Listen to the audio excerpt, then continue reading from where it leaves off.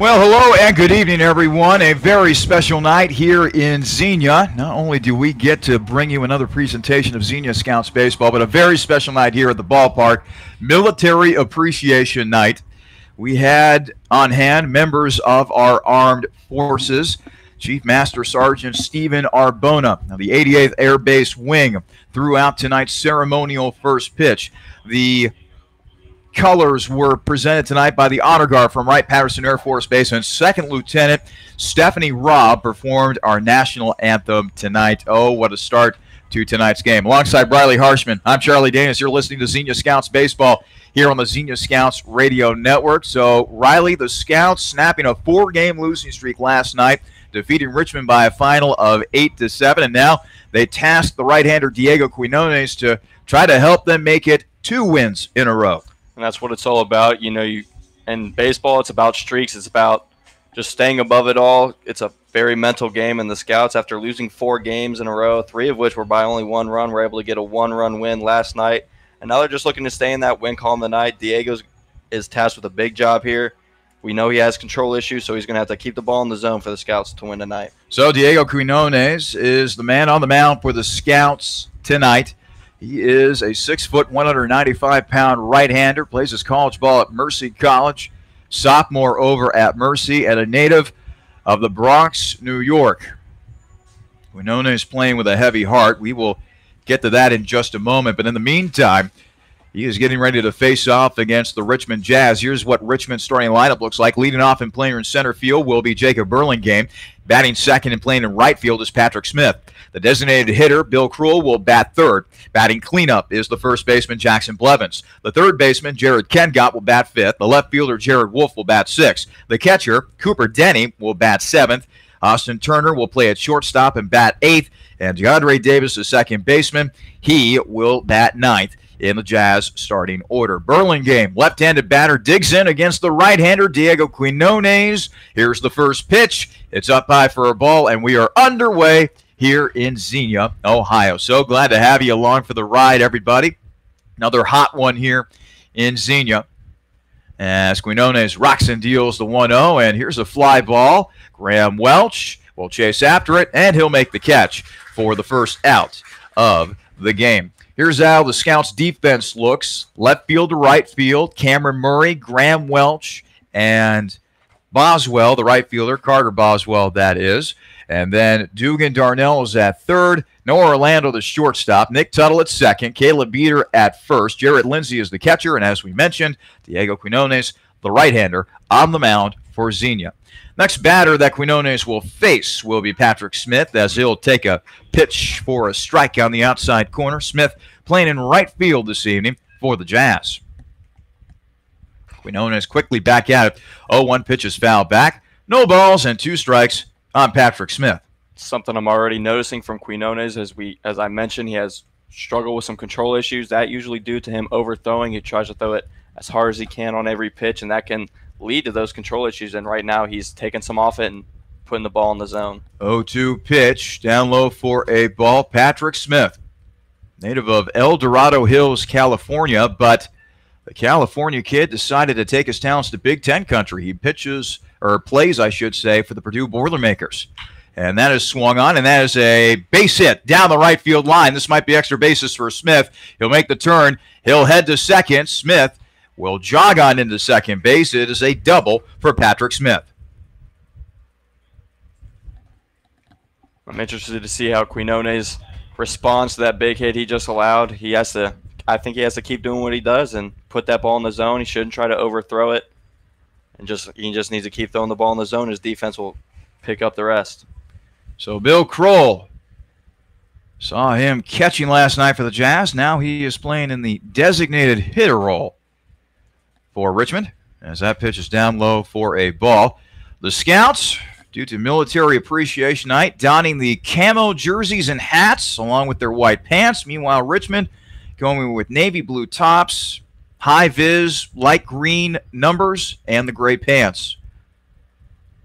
Pitch by Quinones, skied into left field. Murray under it and making the catch for the second out. So now Jackson Blevins will come to the plate. Blevins playing at first base tonight for the Jazz. Attends college at Wabash. He's a junior. Native of Plainfield, Indiana. Bats from the left side. 2 out, runner at second. Just underway here at Grady's Field. Patrick Smith will now take his lead off of second. Meanwhile, Quinones looks in for a sign from his catcher, Jarrett Lindsay. He'll look back to second. Now he'll deliver. And there is a base hit into center field. Are they going to send the runner? Yes, they will. Welch comes up firing. And the throw will not be in time. It will be an RBI single for Jackson Blevins as Smith scores on the play. A 1-0 lead for Richmond. That's how this game works sometimes. All it takes is an extra base hit and a base hit there for the Jazz to get on the board here quickly. But Scouts still have 2 outs. Man on first. They have plenty of options here to get this 3rd out. And let's face it, the way that this team has played in close games so far this season, 1-0 ain't nothing for this squad. And the offense has just been clicking on all cylinders lately, so they're going to get the bats out. So now Jared Kengott comes to the plate for the Jazz. Kengott, third baseman. RBI single for Jackson Blevins, driving in Patrick Smith from second. A 1-0 lead for Richmond here early on. Quinones looking to keep it right there. Has some work to do, however, as that pitch is swung on and missed by Kengott. Nasty breaking ball by Diego Quinones.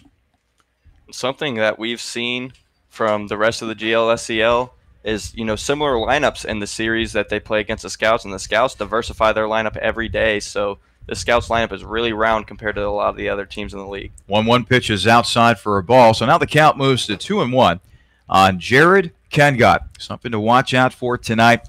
Diego Quinones' control. Struggled mightily in his last start over at Southern Ohio against the Copperheads. Here's the 2-1. Breaking ball in there for a call strike, and that was a dandy right there from Diego. Very pretty breaking ball from Quinones, setting up this 2-2 count. So Quinones will now look into his side, taking his lead from first is Blevins. Here's the 2-2. That swung on and missed, and Quinones strikes out Kengott to end the inning. But the Jazz grab an early 1-0 lead thanks to an RBI single by Jackson Blevins. We head to the bottom half of the first. Richmond leading the Scouts 1-0. You're listening to Xenia Scouts Baseball here on the Xenia Scouts Radio Network.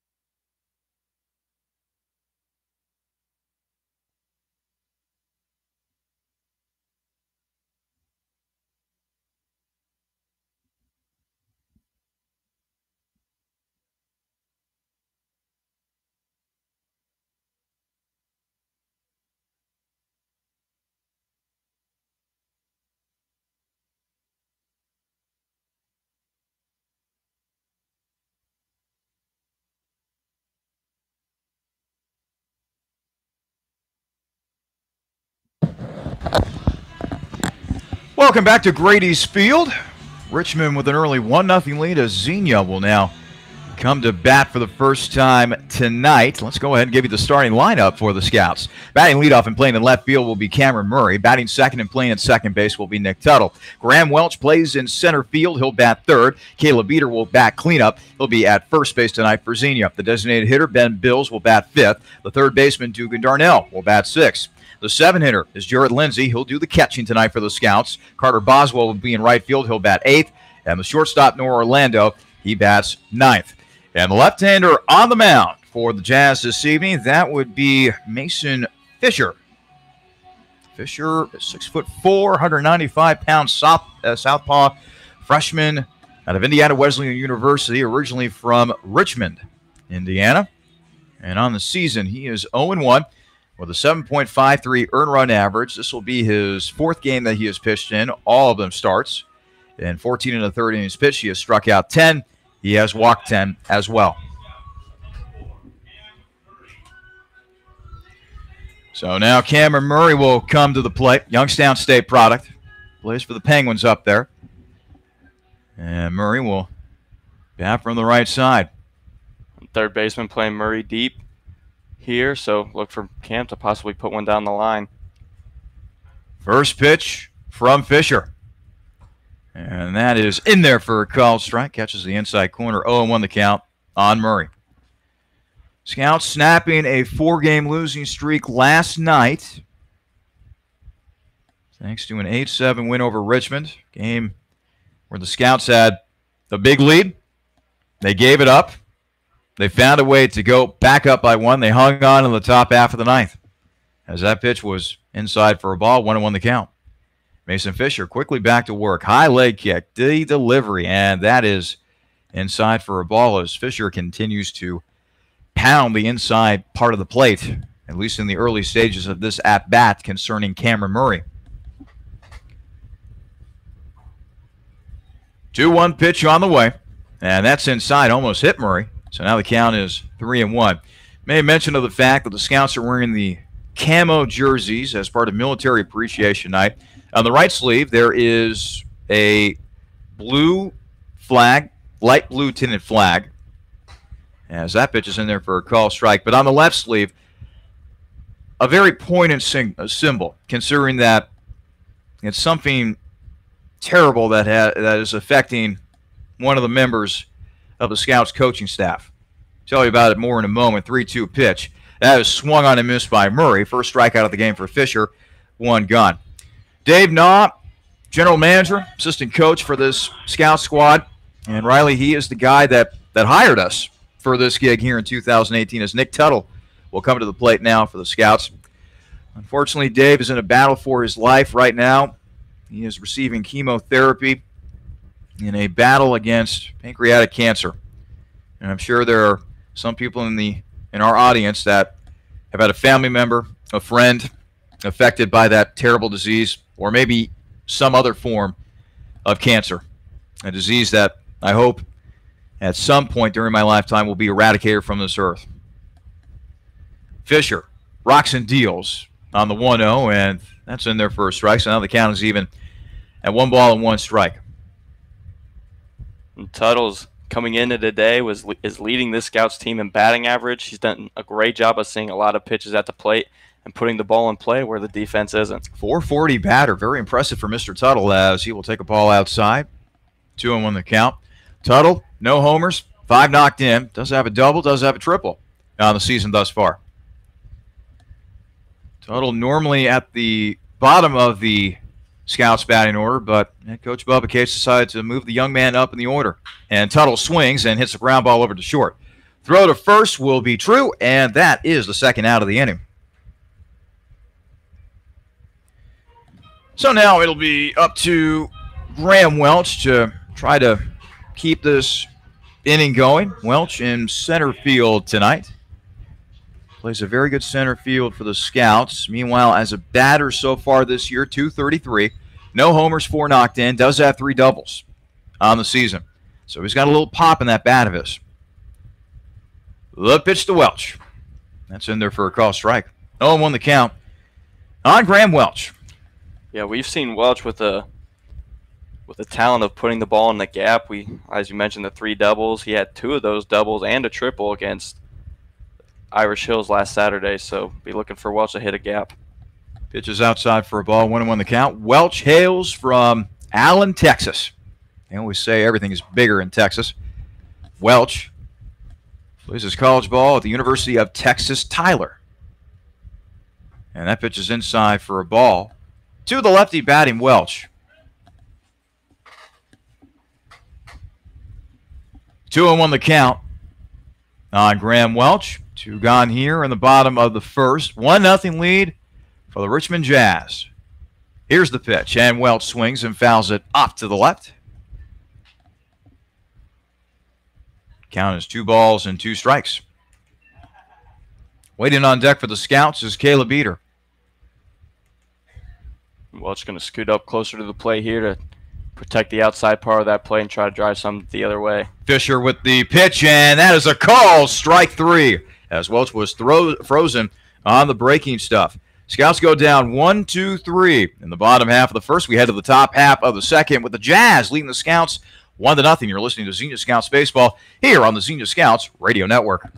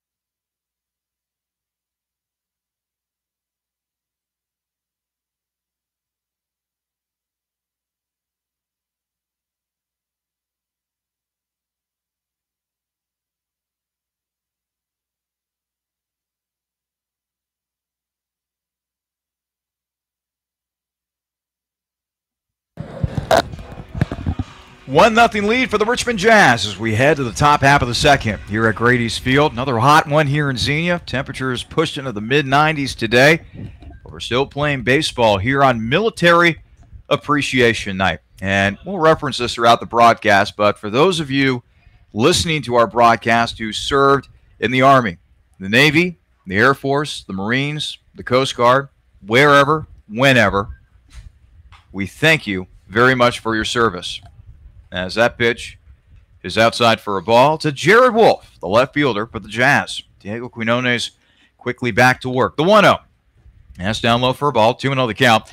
Diego did give up a run in the top half of the first thanks to an RBI single by Jackson Blevins, but for the most part, looked like he was settling in, at least compared to his last couple starts, as that'll be a ground ball up the first base line. Foul. 2-1 the count now on Jared Wolf. Wolf, Denny, and Turner, the scheduled hitters for the Jazz this inning. And so far in this start, even though Diego gave up that run in the first, he's looked a lot more comfortable on the mound. He's still working at that fast pace, but his delivery just looks a lot more calm and collected, and that's why he's been throwing a lot more strikes. The 2-1 pitch from Diego. That's down low for a ball. 3-1 the count.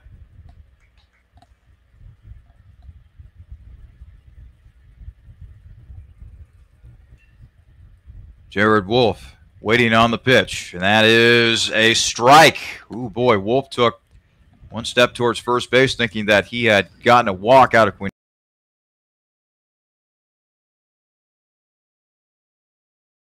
So that when you think the pitch is what you think it is. 3-2 pitch. Tuttle, backhand, throw to first, and it is in time.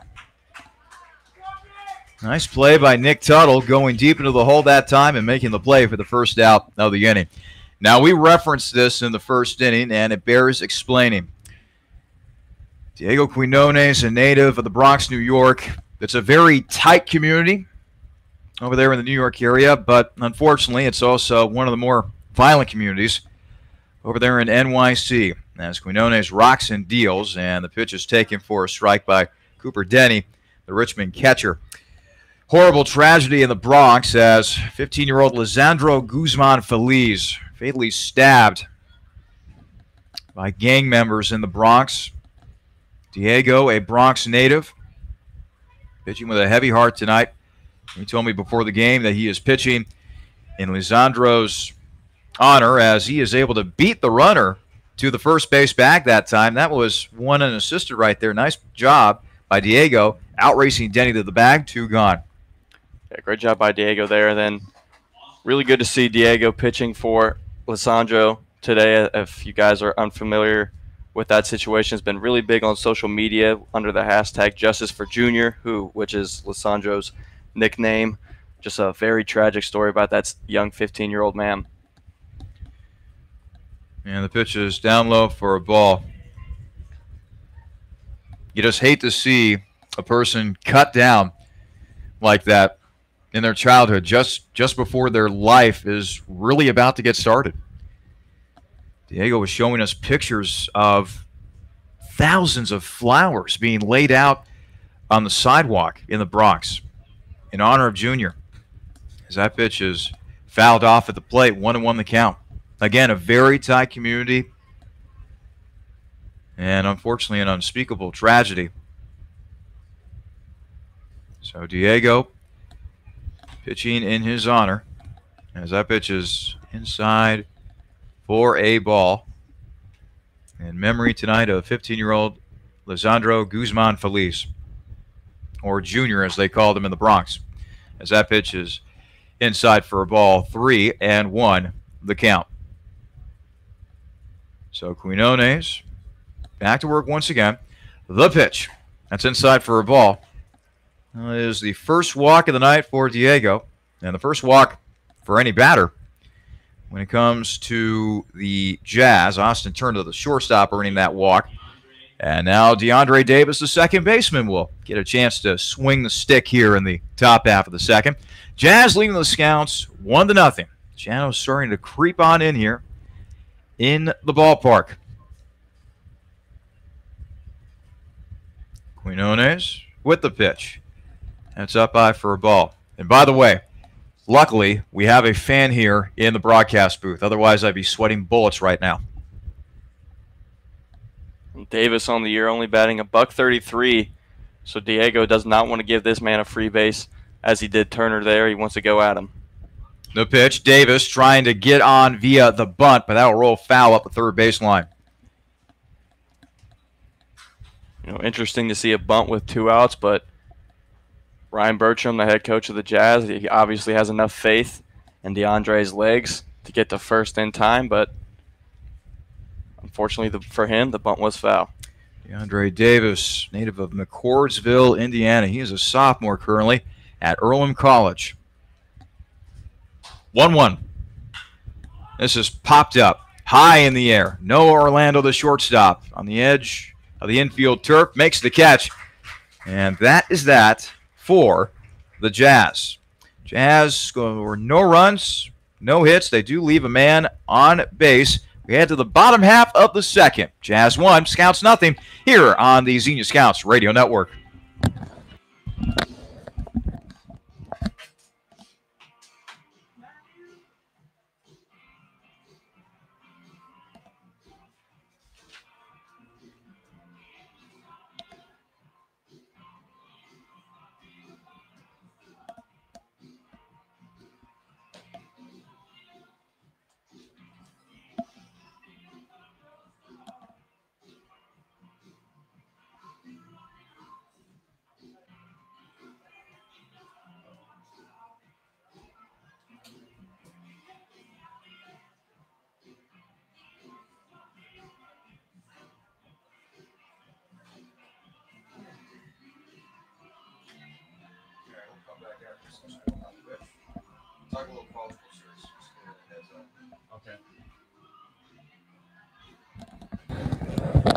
Back here at Grady's Field as we head to the bottom half of the second. It's the Jazz leading the Scouts 1-0. And by the way, while we have a moment, the end of the College World Series happened last night, Riley, and the Beavers ended up defeating the Arkansas Razorbacks as Oregon State claims another national title.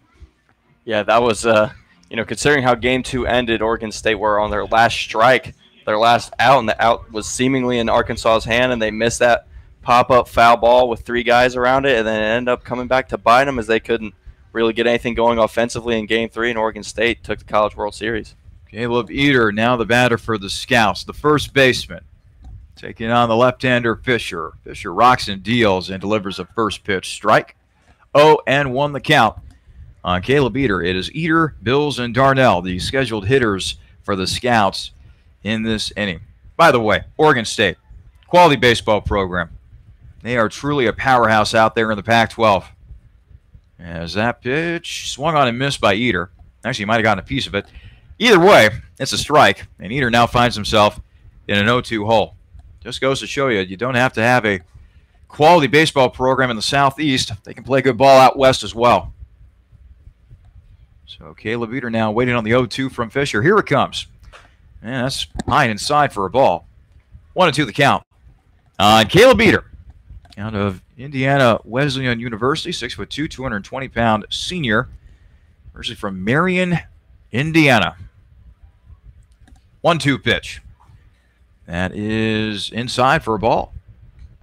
That was a very nice breaking ball there from Fisher. Look to him to go back to that. And this at bat, maybe even right here. Eater. There's double deuces on the back of the jersey. Waiting on the Fisher pitch. Swung on, and it is a base hit into left field over the glove of Ken Gott. And Eater takes a wide turn at first and decides to stay put at first base as Wolf delivered a strong throw from left field back into the infield. First hit of the night for the Scouts. Good job by Eater getting that hit with 2 strikes on his college teammate up there, and Fisher. Both go to Indiana Wesleyan University, and Eater getting the better of round 1. Ben Bills now coming to the plate. Bills, designated hitter, 188 batter, no homers, 3 knocked in. He's got a runner at first with Caleb Eater. Still nobody out here in the bottom half of the second for the Scouts. They trail the Jazz 1-0 at the moment as Bills takes a pitch high and outside. 1-0 the count on Ben Bills. Bills bats from the right side against the lefty Fisher. Fisher looks in for a sign. He has it, and he'll deliver. That's up high for a ball. Bill's a native of York, Pennsylvania. 6'1", 187-pounder. We've also seen him pitch on occasion. He's got a 2-0 count against the lefty Fisher. Fisher checks the runner at first, and now he will deliver. That's in there for a called strike, so now the count is 2 balls and 1 strike on Ben Bills. Dugan Darnell waiting on deck for the Scouts. Darnell, the third baseman. Bills windmilling the bat around a little bit as he awaits the 2-1 offering from Fisher. Here it comes. That's up high for a ball. Hitters count now for Ben Bills, 3-1. Bills has been patient this at bat. Look for him to be patient again here. This is his count. He wants to swing at something very pretty here. 3-1. Up high. That's a walk. Bills will trot on down to first base. Caleb Eater, meanwhile, will move on to second. So now Dugan Darnell will come to the plate. And Darnell, slowly but surely, is seeing that batting average rise. It's now up to 242. No homers and 6 runs batted in. Still awaiting that first extra base hit by Dugan. But all in all, Riley, this guy has been a solid contributor for the Scouts in that number 6 hole. Drawing walks, finding ways to drive in crucial runs. As you said it, partner, even though his average wasn't where he'd like it to be, he was still getting on base. He was still being a productive batter. The pitch. That is in there for a call strike, catching the inside corner. Against the lefty batting Dugan Darnell, going up against the left-hander Fisher. You know, Darnell leading this team in walks. So that's what I'm talking about. When he's a good batter, he just gets on base any way he can. 9 walks on the season for Dugan Darnell. Fisher with the pitch. That's up high for a ball. So Mason Fisher, freshman at Indiana Wesleyan University. So technically teammates with Caleb Eater, who now takes his lead off of second. A little bit of a reunion here for those two guys here in Xenia. Fisher, meanwhile, back with it. Long look at second. Delivers. Eater running on the pitch. That ball is down low. And Caleb Eater picked a perfect time to swipe third on the play. Excellent jump by the first baseman. Eater got a great jump on that ball. Then also, pitch wasn't great from Fisher, the catcher. Denny wasn't able to corral it and get that throw off. So good job by Eater. So Fisher back at it on the mound. Last time Fisher was on the mound, got to go back to June 22nd when he played against the Cincinnati Steam. There's Fisher. Will now throw on over to first to keep the runner honest over there, that being Ben Bills. Against the Steam back on the 22nd, Fisher went 6 innings, giving up 2 runs. Both of them earned on 3 hits, struck out 3, and walked 3. Did not receive a decision in that game, and what ultimately turned out to be a 5-4 win over the Steam for the Jazz. Here's the 2-1 pitch to Darnell. Darnell swings, and it's a base hit into right field. The Scouts get on the board. It's an RBI single for Dugan Darnell. Coming in to score, Caleb Eater. Bills moves to third on the play. 1-1 game between the Jazz and the Scouts. And Darnell's bat has been on fire these past few games. He's just seen the ball very well, driving it out to the outfield. Another good hit there by Darnell, getting the RBI and tying this game back up at 1. Dugan Darnell continues to be Mr. Clutch as of late for the Scouts. That is now 7 RBIs on the season for Dugan. So now Jarrett Lindsay, the catcher from Point Loma Nazarene, out near San Diego, California. The 7th hitter for the Scouts tonight. Bats with runners at the corner. Still nobody out here in the bottom half of the second. Fisher, the left-hander, deals. That is swung on. It's a high pop-up on the infield. They're going to call the infield fly rule on this one as the catch is eventually made by the second baseman, Davis. 1 down.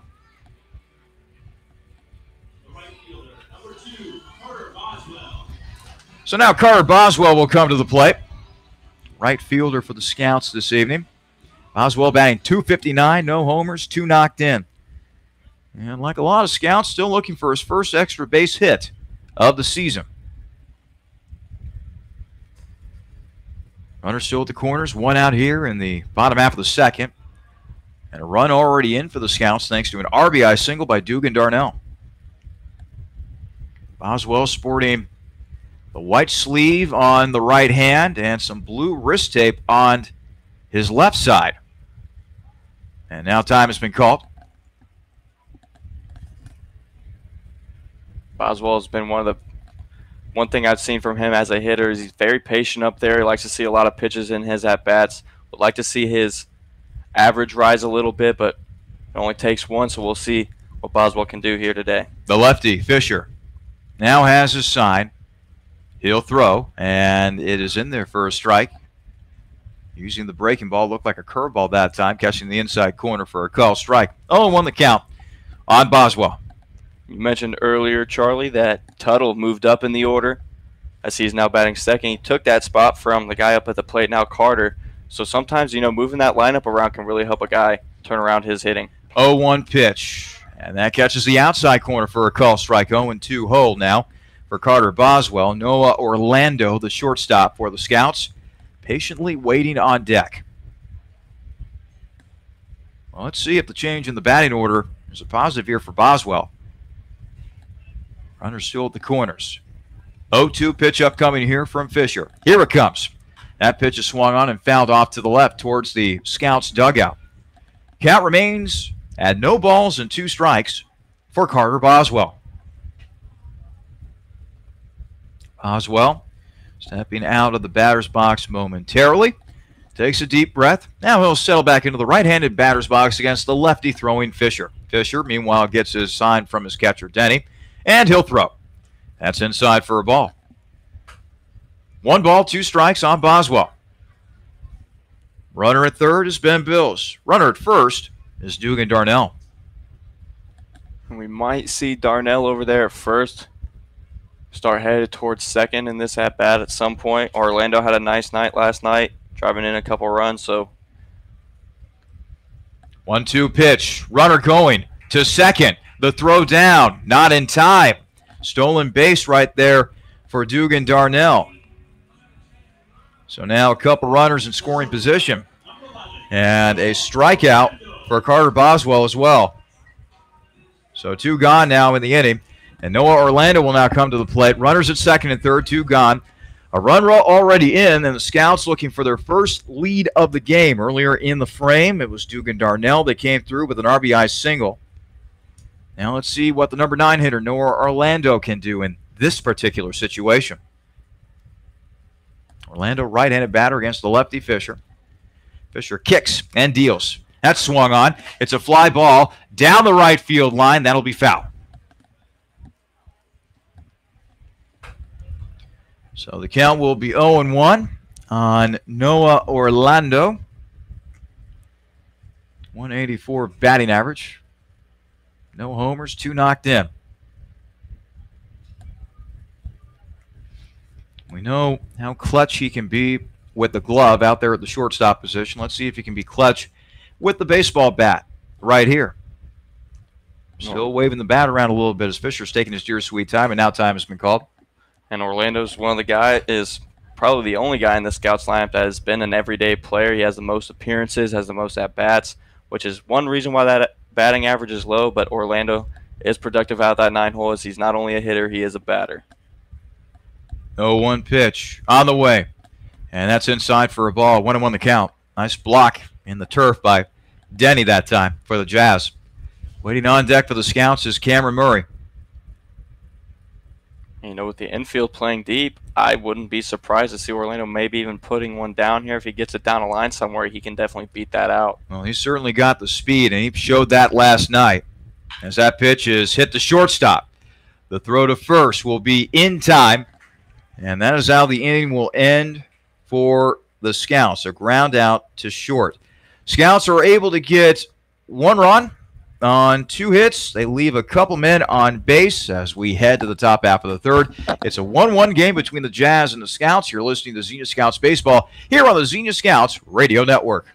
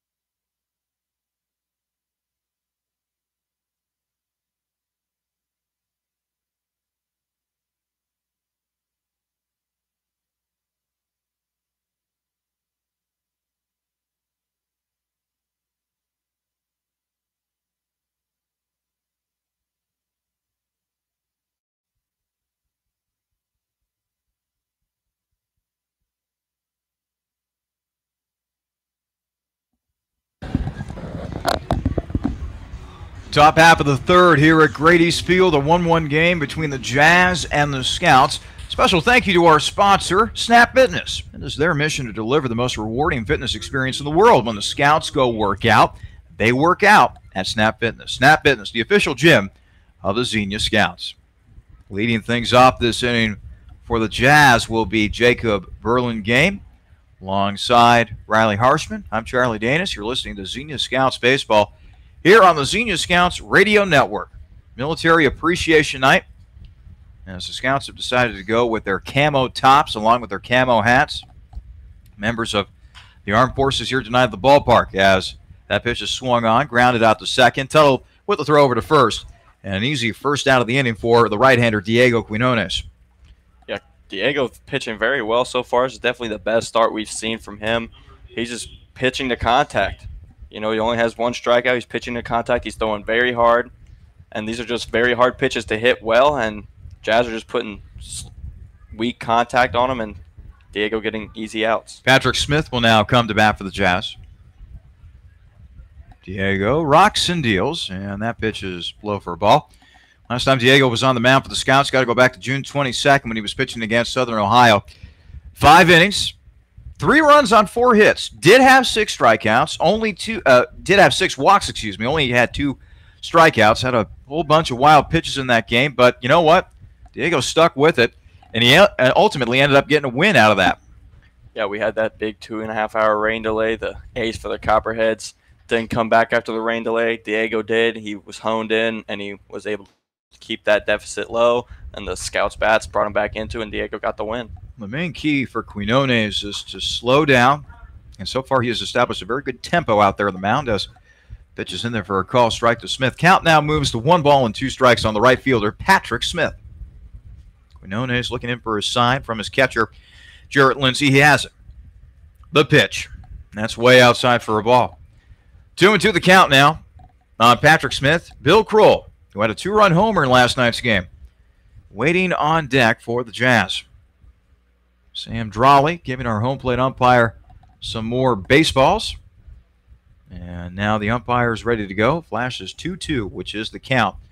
Quinones back to work. And did the batter go? No, he did not. That was a check swing. So the count will move to 3 balls and 2 strikes now on Patrick Smith. Smith waving the bat around from the left side. Quinones quickly back to work. The payoff pitch. That is way outside. And that'll be a walk for Smith.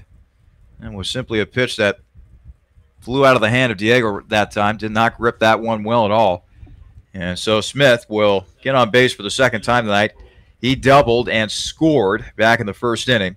And now he gets on via walk, bringing Bill Krul to the plate with 1 gone here in the top half of the third. 1-1 game between the Jazz and the Scouts. Yeah, Diego, I wouldn't say struggling with control, but he has to work on his release point.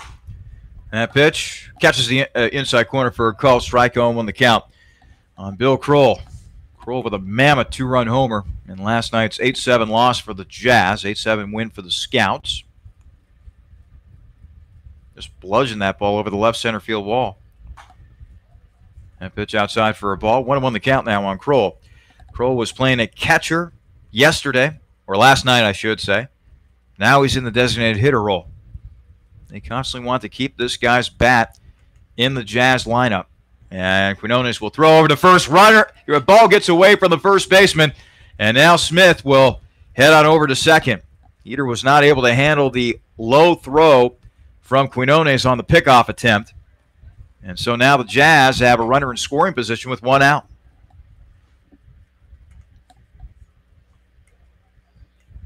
Krul, a native of Coraopolis, Pennsylvania. Attends Canisius College. 6 foot, 210-pounder. One thing Diego has to do today is keep his pitch count low. We've talked about the ailing arms of this Scouts team. So not a lot of guys in that bullpen for Diego. And now Krul takes a pitch right off his back. Might have been off of one of his shoulder blades. In any case, he'll walk on down to first base. Feeling a little sting right there. First batter hit tonight by Diego. And now it's runners at first and second. Still 1 out here in the top half of the third. And now Jackson Blevins, the first baseman, will come to the plate. Blevins, his last time up, singled. That was an RBI single for Blevins back in the first, which allowed the Jazz to get out on top initially 1-0. The Scouts retaliating with a Dugan Darnell RBI single in the bottom half of the second. That's where the scoring stands, at least for now, as the pitch from Quinones is down low for a ball. 1-0 the count on Jackson Blevins. Well, hitting Krul wasn't as bad as most may think. Diego now has 3 force outs. Diego with the pitch, and this is a ball hitting the left field, and it'll be over the head of Cam Murray. Murray not able to handle the bounce. 2 runs are going to come in to score on that. Actually, 1 run, excuse me. Coming in to score on the play was Patrick Smith. Could have been a lot more runs, but the Jazz had to hold up because they initially thought, like everybody else in the ballpark, that Murray was going to be able to handle that hop. Instead, the ball goes over Murray's head. Patrick Smith scores on the play. Ends up being extra bases for Jackson Blevins, and the Jazz retake the lead 2-1. Just unfortunate luck there for Cam Murray. Was settling down, just ready to receive the hop, and then just went over his head. A wild pitch to the backstop. Coming in from third and scoring on the play is Bill Krul. It is now a 3-1 lead for the Jazz as Diego, he's in a world of hurt right now. He's got to find some answers real quick. Yeah, Diego just needs to slow down and calm down here. He's already allowed a couple runs this inning, but he knows how good the bats of this Scouts lineup is. He just needs to calm down, hone in, try to keep this deficit low.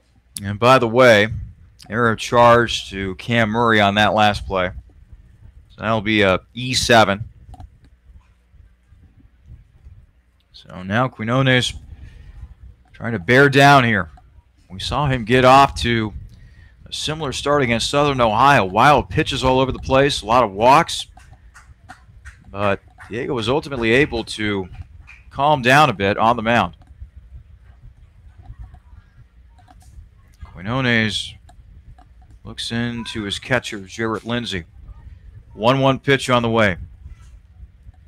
That pitch gets away from Lindsay, and another run is going to cross the plate for the Jazz. As Blevins comes in from third. Jared Kengott still the batter for the Jazz. That now makes it 3 runs that have scored for Richmond this inning. It's now a 4-1 lead for Richmond. Now there's no one on the bases to score for Diego, so he just has to focus on this batter and try to get a couple more outs, get out of this inning, forget about it, and come back out again. Quinones with 2-1. And it's down low for a ball. 3-1 the count. And the last thing Diego would want to do here is put another guy on via free base. Quinones with the pitch. That's a foul ball off to the left. 3-2 the count on Jared Kengott, who struck out swinging his last time up.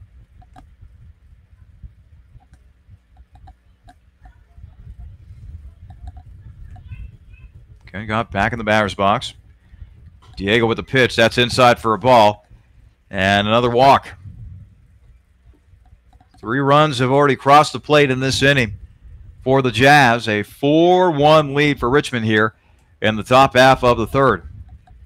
Seemed like Diego had gotten off to a nice start, at least in the first couple innings of play, but since then, it has not been pretty. Patrick Smith got things going with a walk.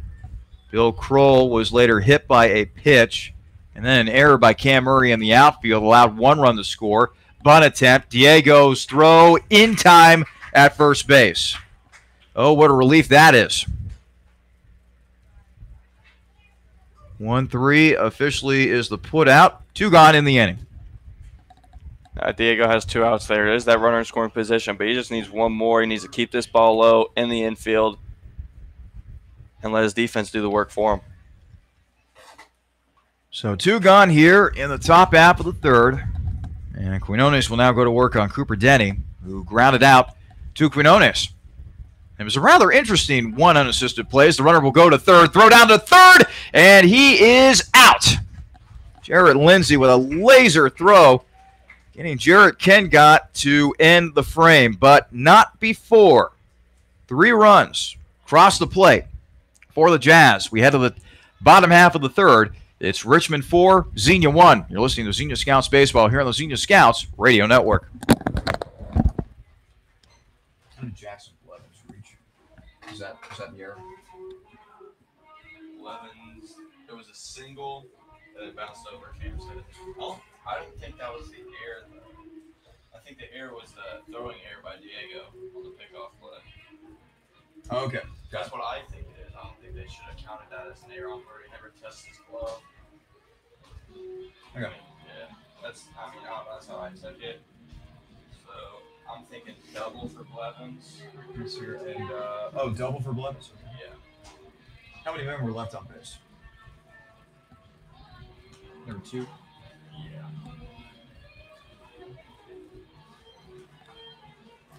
Hendricks.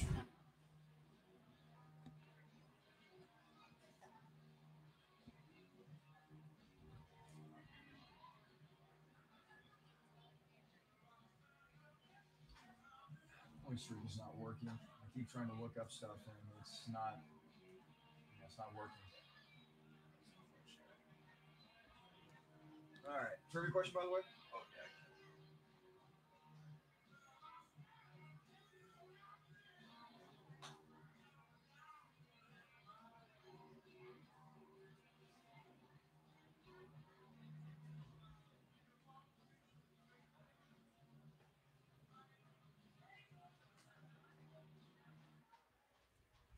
All right.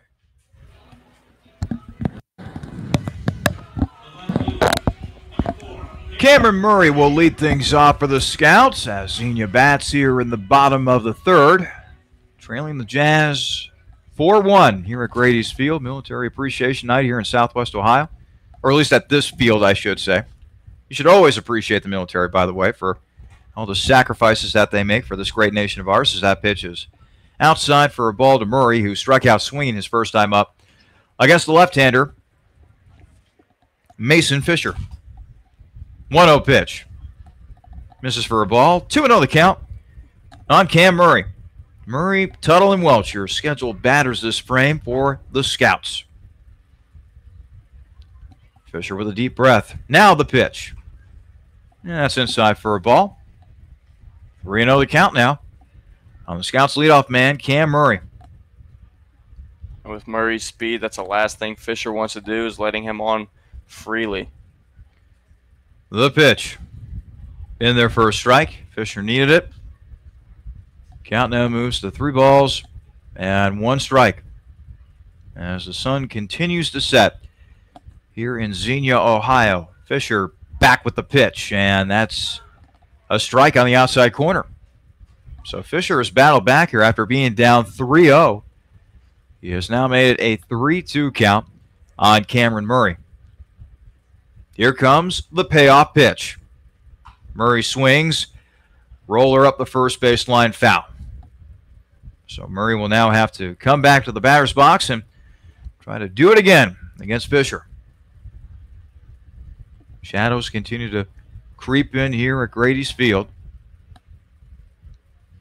Not that much of a breeze in the ballpark. Again, it's been a hot day. Promises to be a very, very hot weekend. No matter where you are in the state of Ohio, it seems like.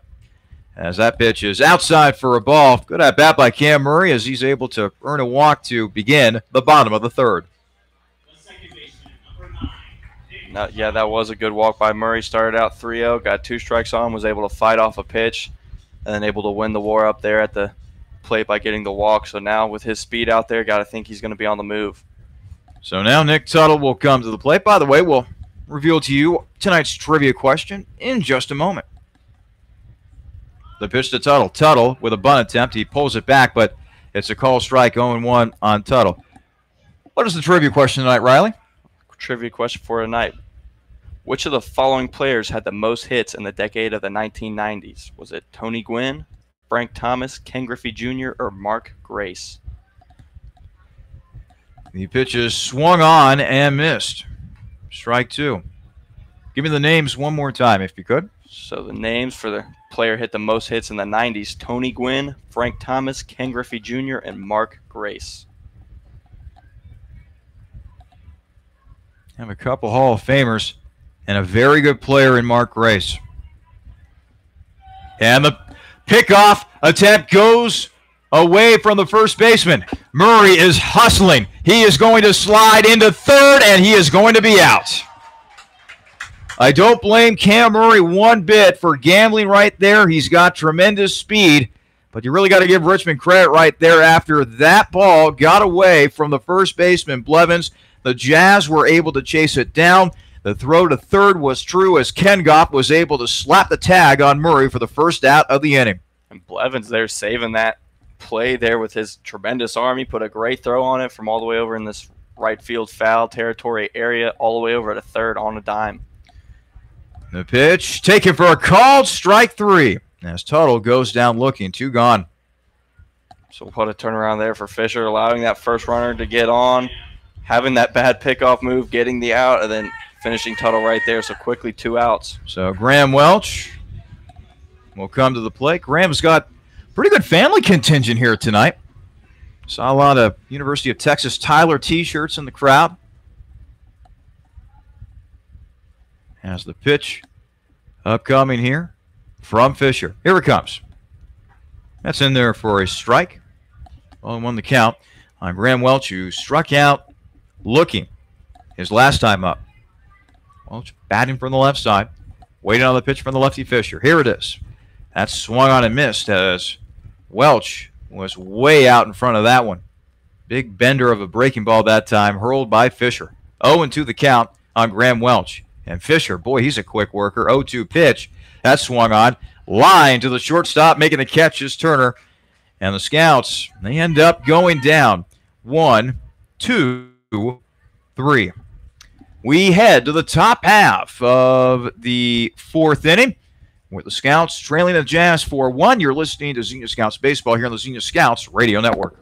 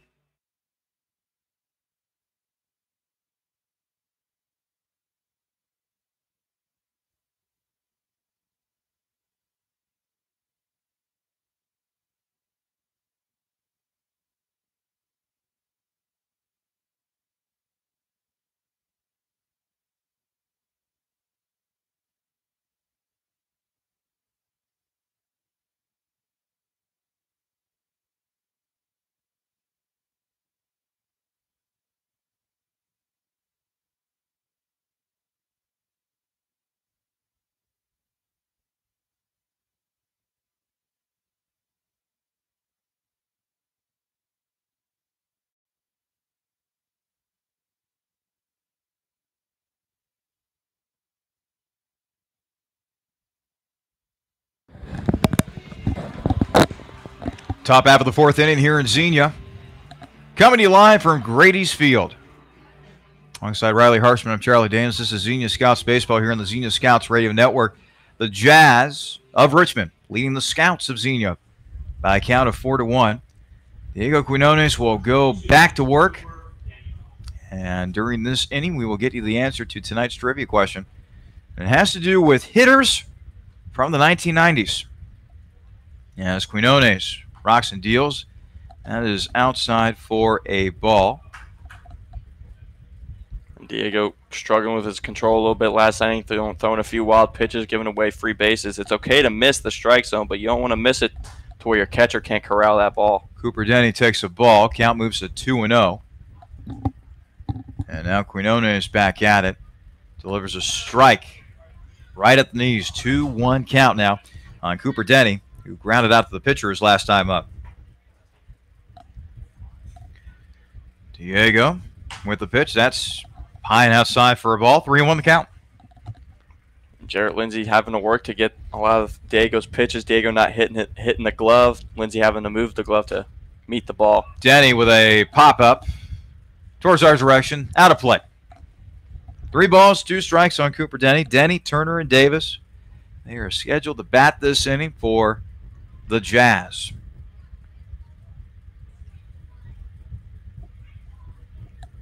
Pitch is outside for a ball. And that'll be a walk for Cooper Denny to begin the 4th inning. All right, partner, let's get back to the trivia question. So I'll repeat the question with the options again. Which of the following players had the most hits in the 1990s? Was it Tony Gwynn, Frank Thomas, Ken Griffey Jr., or Mark Grace? Okay, I think I might actually know this one.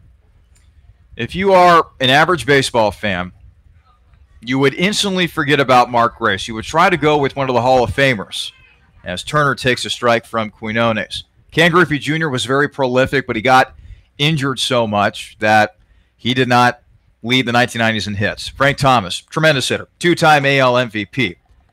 He didn't do it, at least I think. And who was A again? Tony Gwynn. Tony Gwynn. Gwynn was a terrific hitter. But if my memory serves me correct, it was none other than Mark Grace, of all players, that had the most hits of any player by the 1990s. Am I correct? You are correct. It was Mark Grace. Grace was a very underrated hitter. Spent much of his time playing on the north side of Chicago for the Chicago Cubs. As Quinones readying the 2-1 pitch, and that's fouled back. Count now is 2-2. And he was also a vital cog for that 2001 Arizona Diamondback squad that beat the New York Yankees in that classic World Series just a month after the horrific events of 9/11. As that pitch will get away from Lindsey, it bounces away. He's still trying to find it. The runner is going to move up to second on the play, although Denny was thinking about moving up to third. Boy, ball bouncing around all over the yard so far tonight. Turner retired as he becomes the first out. And DeAndre Davis, the second baseman, coming up once again. He popped out the short his last time up. But yeah, Mark Grace, very good player. And despite getting the most hits of any player in the 1990s, really didn't get a whiff of Cooperstown, which is surprising to me. Quinones looking in. And now he will pitch. That's down low for a ball. Of course, players like Grace, as Lindsey goes out to the mound to talk with Quinones, players like Grace got overshadowed by the big-time sluggers, the Thomases, the Bonds, the Sosas, the McGuires of the 1990s. So it's very easy for people to forget players like Mark Grace, a guy that consistently hit over 300, a guy that consistently got on base, a guy that drove in a lot of runs for the Cubs during his time over there on the north side. And a guy who played in the steroid era and stayed absent from those names associated with steroids. 1-0 pitch is inside for a ball, 2-0 the count. I'm sure that the thought crossed Grace's mind at some point, hey, I want to join the home run barrage. I might want to get in on this steroids thing. But you know what? Credit Grace. Guy stayed clean, ended up having a great career. As that pitch is swung on and missed by Davis, as the count will now move to 2 balls and 1 strike. Davis put a pretty lackadaisical swing on that, and as a pitcher, when you see that, Quinones got to think he can't catch up to me. I gotta give him the fastball. I gotta keep bringing it to him. So Quinones back at it. Pitch is up high for a ball. Count is 3-1. I said earlier, Davis has been struggling at the plate this summer, so Diego doesn't want to give a struggling hitter a chance at first base. Well, this is the guy that, if you're a pitcher like Quinones who's struggled with his command so far, this is a guy you need to get out. As that pitch nicks the inside corner for a call strike, 3-2 the count now. On DeAndre Davis, Jacob Burlingame waiting on deck for the Jazz, who lead the Scouts 4-1 here in the top half of the 4th inning. Quinones delivers. Davis swings and misses. Strike 3. Another strikeout for Diego Quinones, his second of the game. Sorry, partner. So good. It's a good job there by Diego coming back. Davis had that hitter's count at 3-1. Diego coming back and getting that strikeout. Very good job by Diego after giving up that hitter's count to Davis. So now Jacob Burlingame will come to bat. He has flied out to center and grounded out to second. Burlingame, one of the guys who has one of the best batting averages on this team, has struggled a little bit against the Scouts. He's seen that average decline a bit. Decline only to 395. Oh, woe is him. Burlingame, left-handed batter, takes a pitch, and for a strike. Oh, to be a batter and to go through a mini slump and still be hitting 395. I'm sure Burlingame is crying in his sleep. 0-1 pitch, upcoming here from Diego Quinones. Well, all slumps start somewhere, partner. So this could be a lot worse for Burlingame than it appears now. Pitch is outside for a ball. Very true. Very true. But yeah, he's still batting at a pretty high clip. And again, all it takes is one. He could come away with a hit here. But Diego going to try to avoid that. Quinones with a low pitch, blocked nicely by Lindsay.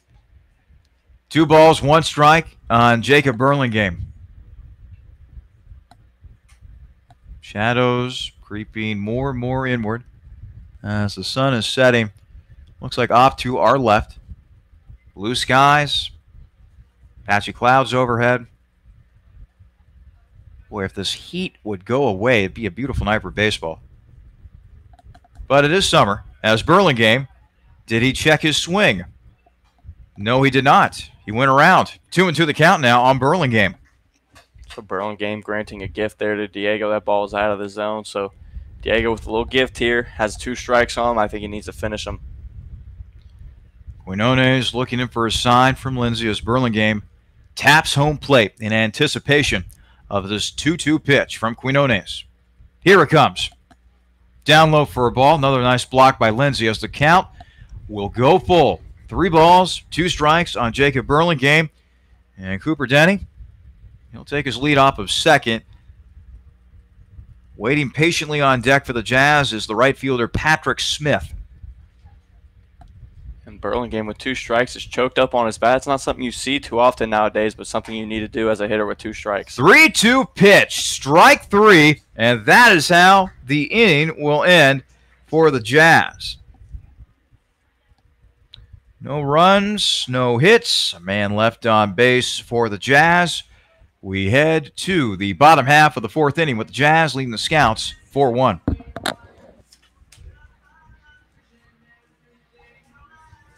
Was it Rick?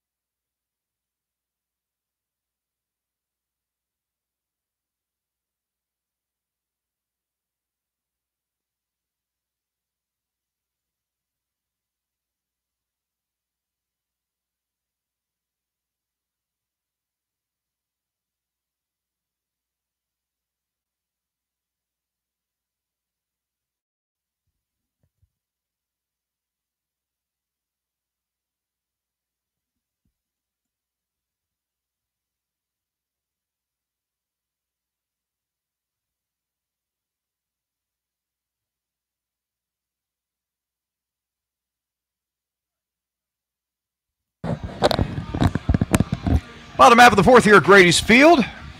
Jazz leading the Scouts at the moment 4-1. And while we have a moment, let's go ahead and get you updated with some scores around the Great Lakes Summer Collegiate League. Continues to be a very busy night around the GLSCL. Here are some games for you. Southern Ohio leading Cincinnati 5-3 in the bottom half of the fourth. That game being played in your neck of the woods, Riley, Athens, Ohio, home of your alma mater, Ohio University. Bottom half of the fifth in Lima, the Locos trailing the Muskegon Clippers 3-2 in that one. Top half of the fourth, Lake Erie, the Monarchs beating Saginaw soundly so far, 8-2. It's also the top half of the fourth in Galion, the Graders trailing the Joes Big 7-3. Top half of the sixth at Grand Lake, the Mariners and the Licking County Settlers are still scoreless in that game. And finally, they're in the top half of the sixth over at Irish Hills in Adrian, Michigan. The Leprechauns, they are being shut out at the moment by the St. Clair Green Giants, 5-0. Caleb Eater now coming to the plate for the Scouts, excuse me. So that pitch is up high for a ball. Eater singled and scored. His last time up, that was back in the second inning. He has accounted for the only run of the game thus far for the Scouts. But we have seen the Scouts, excuse me, put up big offensive numbers here in 2018 as that pitch taken for a strike, 1-1 the count. So far, Fisher's done a good job of getting the Scouts to swing at his pitches rather than miss pitches. So the Scouts need to be patient at the plate, try to find a pitch they can drive somewhere, and try to bite into this lead a little bit. 1-1 pitch. Eater takes a pitch on the inside corner for a strike. 1-2 the count on Eater. Eater, Bills, Darnell, scheduled batters. Eater came around to score on an RBI single by Dugan Darnell back in the second. Looking to get on base once again is Eater. Working against the lefty, Fisher. Here is the 1-2. That's down low for a ball. 2-2 the count. Donning the black batting gloves tonight is Caleb Eater. Black numbers also on the back of his camo jersey. The top that the Scouts chose to wear here on Military Appreciation Night. As this pitch is skied into center field. Under it is Burlingame. Making the catch is Burlingame for the first out of the frame. So one gone in the bottom of the fourth. Ben Bills, the designated hitter, now coming to the plate. Bills walked his last time up. And the Scouts just need to get some base runners here. They've been, all but the second inning, they've been quiet. So they need to get something going here, try to get at Fisher a little bit. Here comes Fisher's pitch. And it's a breaking ball that drops in there for a call strike. Fisher showing off the curveball in this game thus far to go along with a decent fastball, I'd say. Fisher, high leg kick. 0-1. That swung on and fouled. Back towards us. Count moves to no balls and 2 strikes on Ben Bills. Fisher's just doing a very good job of hitting the mitt. When the catcher sets up his spot and the pitcher just keeps hitting the mitt, it makes the umpire more likely to call strikes as well. 0-2 pitch on the way to Bills. And Bills will take it inside for a ball. 1-2 the count. Beautiful night here in Xenia. All the trees, all the foliage beyond the outfield wall. As Bills waits on the 1-2 pitch. Has swung on and missed. Bills becomes a strikeout victim. 2 gone. And Dugan Darnell now coming to the plate. Last time up, had an RBI single back in the second. A lot of trees, as I mentioned, beyond the outfield wall. And also, if we look out in the distance beyond the left field wall, we can see the blue Xenia water tower. Rather nice view out there. This ballpark, very cozy. Grady's Field, great place to watch a game, to play a game, as that pitch is taken for a strike. The outfield walls are pretty interesting here in that they increase by increments of 2 feet as you go inward from foul pole to center field, as that pitch is taken down low for a ball. The walls first start off at 4 feet. Then they increase to 6 feet in the power alleys, and then 8 feet in dead center. 1-1 pitch. Outside for a ball, 2-1 the count. second baseman, playing deep here for Darnell, the lefty, and considering that Darnell pulled that pitch out to right field last time, Davis is going to try to cut off a hit like that. 2-1 pitch on the way. Darnell takes a strike. So now we're all even. 2 balls, 2 strikes, 2 out here in the bottom half of the fourth. In a game in which the Scouts trail the Jazz 4-1. A 3-run third inning. The big difference for Richmond so far here tonight. 2-2 on the way. And that's down low. So now we'll go full. 3 balls, 2 strikes on Dugan Darnell. Jared Lindsay, the catcher, waiting on deck for the Scouts. Even with the full count here to Darnell, don't be surprised to see Fisher throw a curveball here. He's been throwing it very effectively and very accurately so far tonight. Here's the payoff pitch. Darnell swings and belts one to deep right center. This ball will be caught by Burlingame. Nice running catch by the Jazz center fielder, and the Scouts end up going down 1-2-3 here in the bottom half of the fourth. We have played 4 here at Grady's Field with the Jazz holding a 4-1 lead over the Scouts. You're listening to Xenia Scouts Baseball here on the Xenia Scouts Radio Network.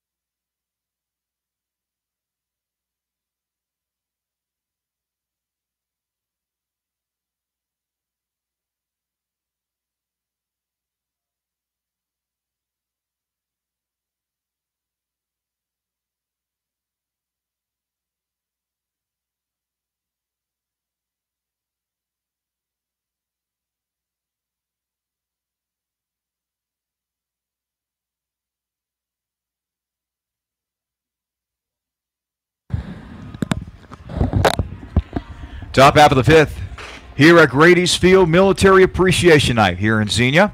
It is the Richmond Jazz who lead your Xenia Scouts by a score of 4-1. Charlie Danis, Riley Harshman bringing you the action tonight from a still hot and humid Xenia. Diego Quinones, meanwhile, back on the hill for the Scouts, and his first pitch to Patrick Smith is outside for a ball. 1-0 the count. Smith has doubled and scored, and he's also walked and scored. And there's a liner to Dugan Darnell, who's able to handle that easily at the hot corner. 1 gone.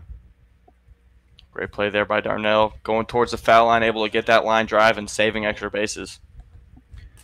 So now Bill Kroll will come to the plate. Kroll has flied out to left field. He's also been hit by a pitch. He later came around to score one of those 3 runs across the plate for Richmond back in the third. And that has proven to be the deciding factor in this game. That 3-run outburst by the Jazz in third, allowing them to currently possess a 4-1 lead over Xenia.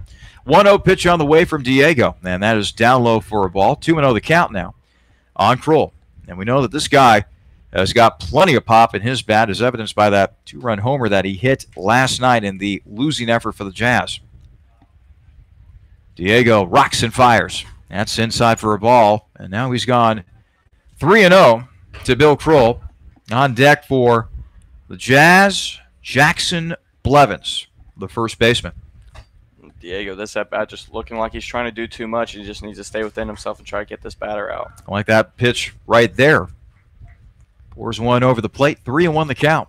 And that's a good start to come back and try to get this batter out. Diego quickly back at it. That's down low for a ball. And Kroll will walk on down to first. 1 down here in the top half of the fifth. And now Jackson Blevins coming to the plate once again. He is officially 2 for 2 on the night. Singled back in the first. And that was an RBI single, by the way. Jackson Blevins, meanwhile, with a double. That resulted in an RBI as well. So he's got 2 ribeyes tonight. As Blevins will take a pitch for a strike from Quinones. 0-1 the count. A lot of lefty batters, Blevins being one of them in this Jazz batting order. Quinones with the pitch. That's outside for a ball. 1-1 the count. And having all those lefties can really help when you're facing a lot of righties that you will face in the GLSCL. Lefties tend to see the ball coming from the right-hander's window a lot better than typically right-handed batters do. 1-1 pitch inside for a ball. Now, I have not been on some road trips this year, Riley, but would you say that the Jazz employ the most left-handed hitters, at least as far as we have seen so far here in 2018? Oh, I definitely agree with that. There's been a lot of left-handed hitters. I believe there's 5 or 6, which is not something you see a lot of.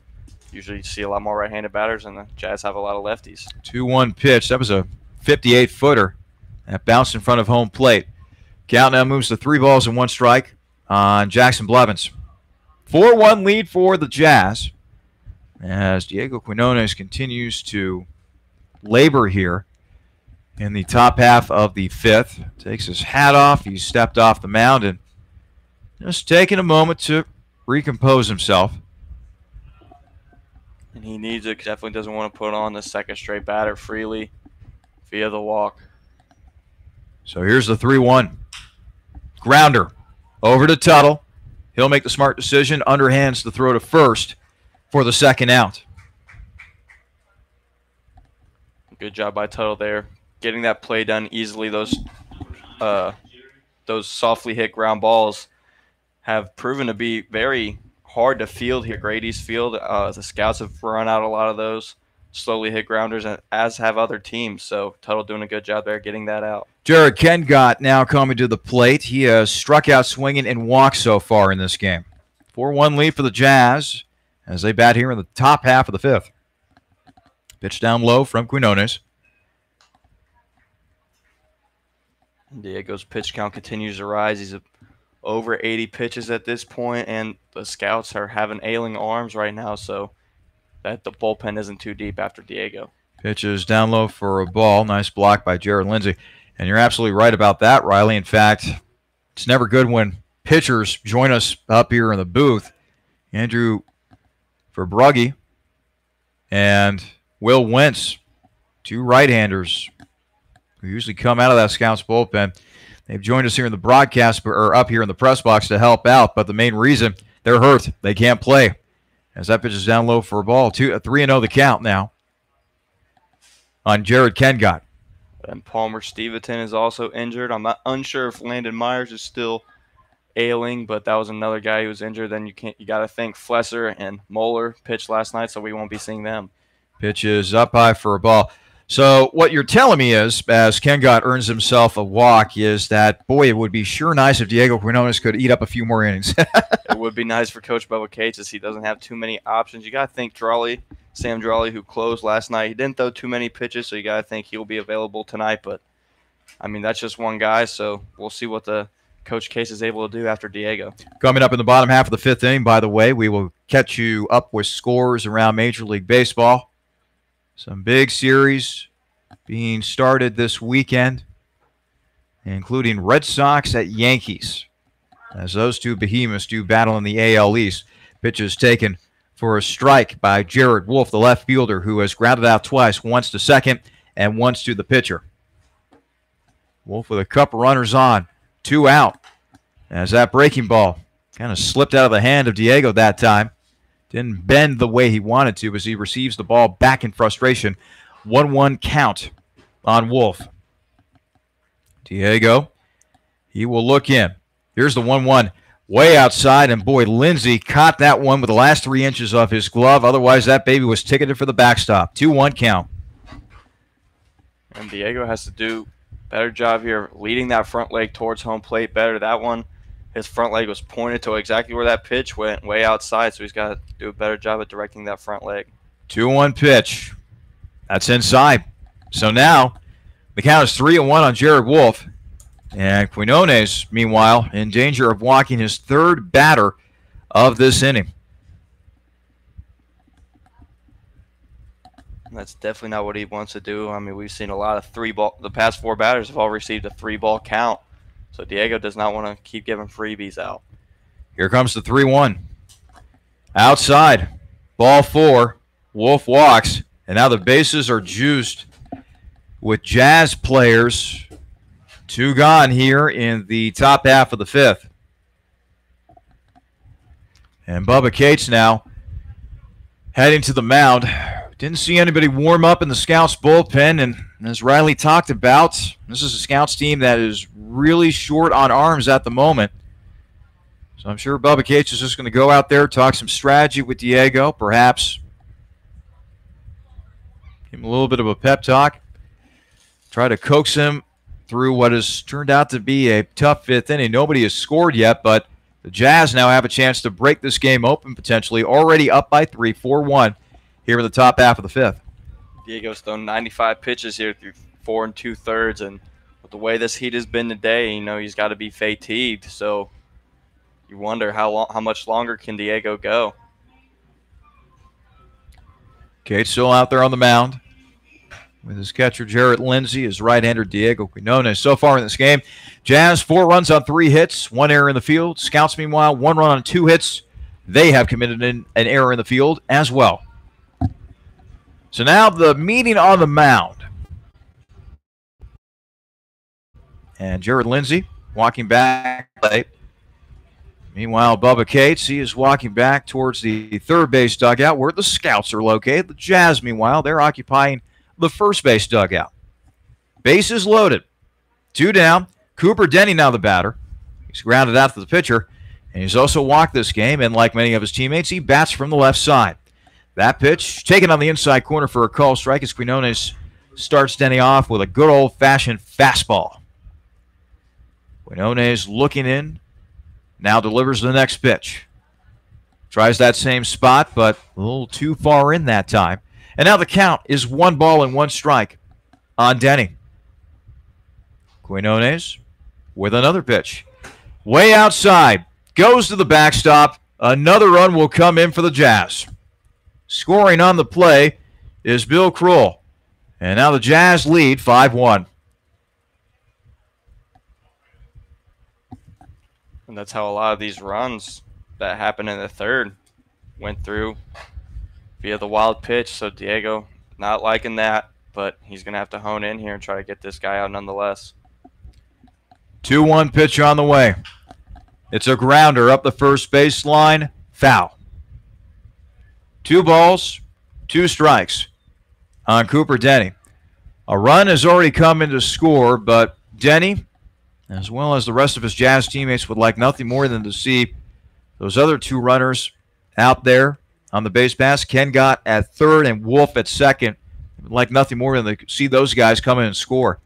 2-2 pitch. Inside, nearly hit Denny.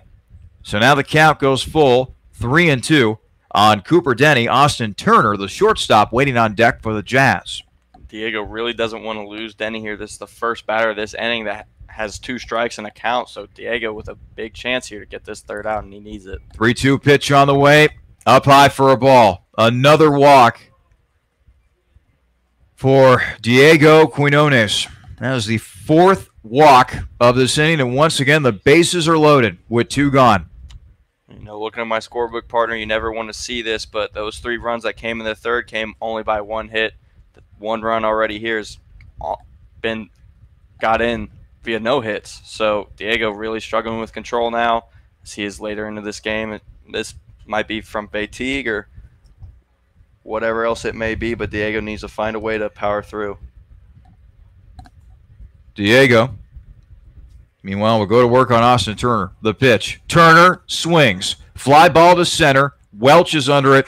He will make the catch for the final out of the inning. Boy, it could have been a lot worse for the Scouts.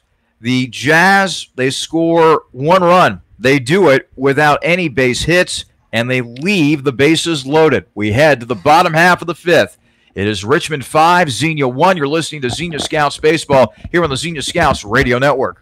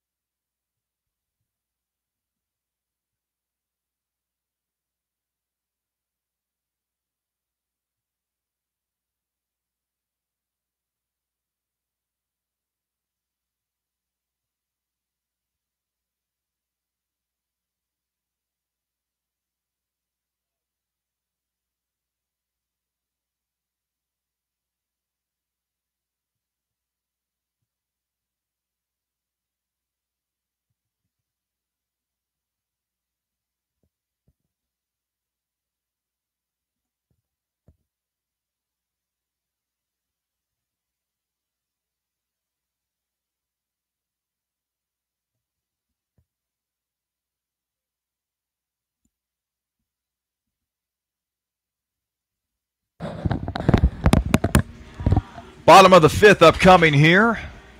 Jazz leading the Scouts by a score of 5-1. Hey, speaking of scores, let's get you caught up with some scores around Major League Baseball. Game that just went final at Wrigley Field. The Cubs defeating the Twins in an interleague matchup. Final of that one, Cubbies 10, Twinkies 6. Top half of the sixth in Baltimore, the Orioles trailing the Angels in that one, 3-0. It's the bottom half of the fourth in the city of brotherly love, where the Philadelphia Phillies are getting trounced right now by the Nationals, 11-0. Bottom half of the fifth in the Bronx, the Yankees leading their hated rivals, the Red Sox, by a score of 5-1. They're heading now to the top half of the seventh. Blue Jays leading the Tigers 3-1 in Toronto. Top half of the sixth. In St. Petersburg, Florida, the Rays currently blanking the Astros 3-0 in that one. Bottom half of the fifth in Cincinnati, the Reds trailing the Brew Crew 2-0 as Milwaukee holds a lead in that one. The Marlins, thanks to a 6-run spot in the third, lead the Mets 6-1 in the bottom half of the fourth in Miami as the left-hander Fisher goes to work against Jared Lindsay. It's a strike, finishing up the scores around the majors. Bottom half of the second in Arlington, Texas, the Rangers leading the White Sox 1-0. They have just gotten underway in St. Louis after a rain delay. The Cardinals and the Braves, they are scoreless. Diamondbacks play host to the Giants at 9:40 as Fisher rocks and deals and is down low for a ball. Count is 1-1 on Jarrett Lindsay. Athletics play host to the Cleveland Indians at 10:05. 10:10, the Dodgers, they are playing the Colorado Rockies. The Mariners will play Kansas City and Seattle. And finally, the Padres playing host to the Padres at 10:10. As that one is airmailed to the backstop. It's now a 2-1 count on Jarrett Lindsay, who popped out the second his last time up. And Fisher's done a great job of not allowing any free base runners. He only has the one walk. That was back in the second. But he's been doing a great job of getting the Scouts down in order. Fisher with the pitch. That is down low for a ball. So now the count moves to 3-1. Boy, Riley, as we mentioned in the last half inning, it's a big series going on in the Bronx. Red Sox and the Yankees virtually tied for first place. Top the AL East as Lindsay sends a hot shot over to third. Ken got with the throw to first, and that is in time for the first out of the frame.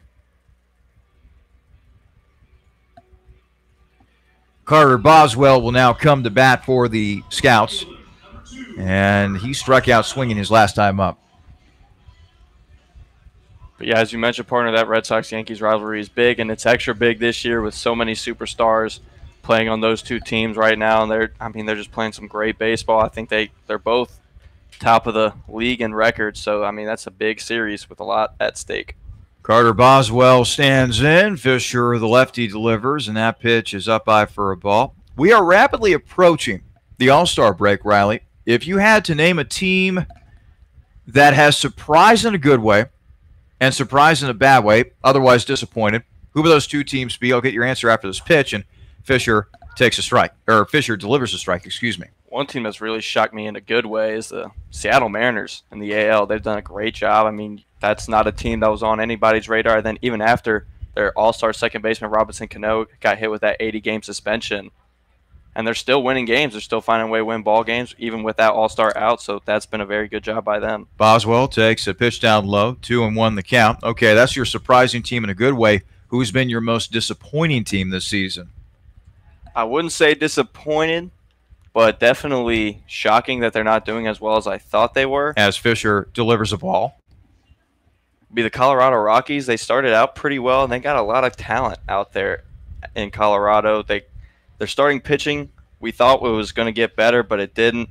And their hitting hasn't been as good as we thought it was going to be. But, still a lot of baseball left to play, but definitely thought the Rockies would be a lot better this year than they were last year. Good at bat by Carter Boswell as he earns himself a walk. I'll bring Noah Orlando to the plate with one out. Bottom half of the fifth here at Grady's Field. The Jazz leading the Scouts 5-1.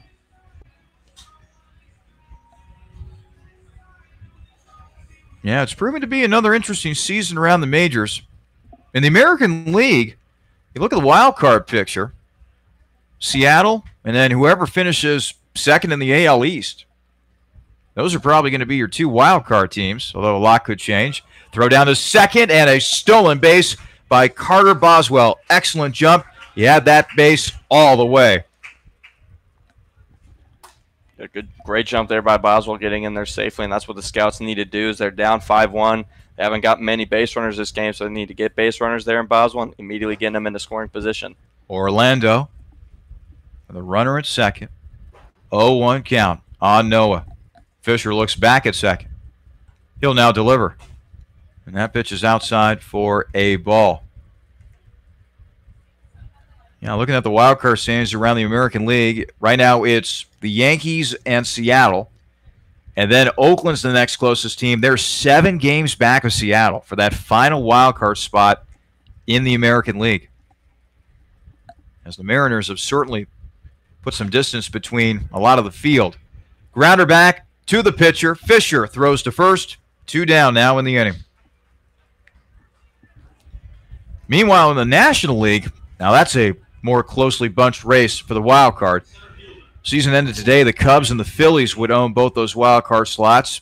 Half game behind the Phillies are your Dodgers, Riley, followed by the Cardinals, 1 game back, followed by the Nationals, 2 games back, followed by the Giants, 2.5 back. In Colorado, a team that you talked about, not necessarily performing up to standard, so to speak, they're a mere 5 games back of Philadelphia for that final wild card spot. So Fisher will now deal. That pitch is down low for a ball to Cameron Murray, who's 0 for 2 on the night, or actually 0 for 1 on the night, excuse me. He has struck out swinging and walked. Jazz 5, Scouts 1. Bottom half of the 5th. Scouts trying to rally here. Boy, it'd be nice if Murray could pick up a 2-out ribeye in this moment in time as he swings and misses. 1-1 the count now on Cameron Murray. Murray, right-handed batter, and he is waiting for that 1-1 offering from Fisher. He's going to get it pretty soon. Now here it comes, and that is a swing and a foul ball off to the left. Count moves to 1 ball and 2 strikes on Cameron Murray. Nick Tuttle waiting on deck for the Scouts. And with 2 outs and a man on third, the Scouts really need to get that run across in a bad way just to get at Fisher a little bit. They've only had 2 hits. There's only been 5 hits total in this game. It's been very slow moving offensively, and I mean, when you have a chance like this, you got to try to deliver for your team. 1-2 pitch on the way from Murray. And Murray swings. It's a grounder, and Davis kept it from going into the outfield, but scoring on the play is Boswell. So credit Cameron Murray with an RBI infield single. Hey, however you can drive him in, drive him in. And that is what Murray is able to do in that spot. Still a lead for the Jazz, but it's been cut to 3, 5-2 in favor of Richmond. That's how the Scouts got that winning run last night, was via Orlando. I think it was a double play attempt, but they couldn't get Orlando at first, so there's still less than 3 outs, and the Scouts got that winning run across. So Cam Murray doing the same job there, getting Boswell in and beating out Davis there. So now Nick Tuttle will come to the plate. Tuttle 0 for 2 on the night with a ground out to shortstop and a strikeout looking. Let's see if Tuttle can keep the line moving here, as he'll take a first pitch strike from Fisher, the lefty. Tuttle's a very patient batter, so look for him to find his pitch and drive it somewhere. He is 0 for 2, like you said. I think he's due for a hit here, as he's the highest, coming into this game, had the highest batting average for the Scouts. 0-1 pitch upcoming from Fisher. He'll chuck the runner at first. Now he'll deliver. That's inside for a ball. 1-1 the count. Nick Tuttle.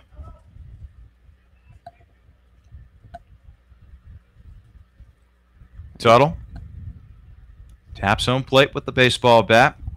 Fisher, tall, lanky left-hander, delivers. Runner going. Throw down to second, and the throw dropped by Davis, although even if he had made the catch, I don't think it would have mattered. A stolen base for Cam Murray.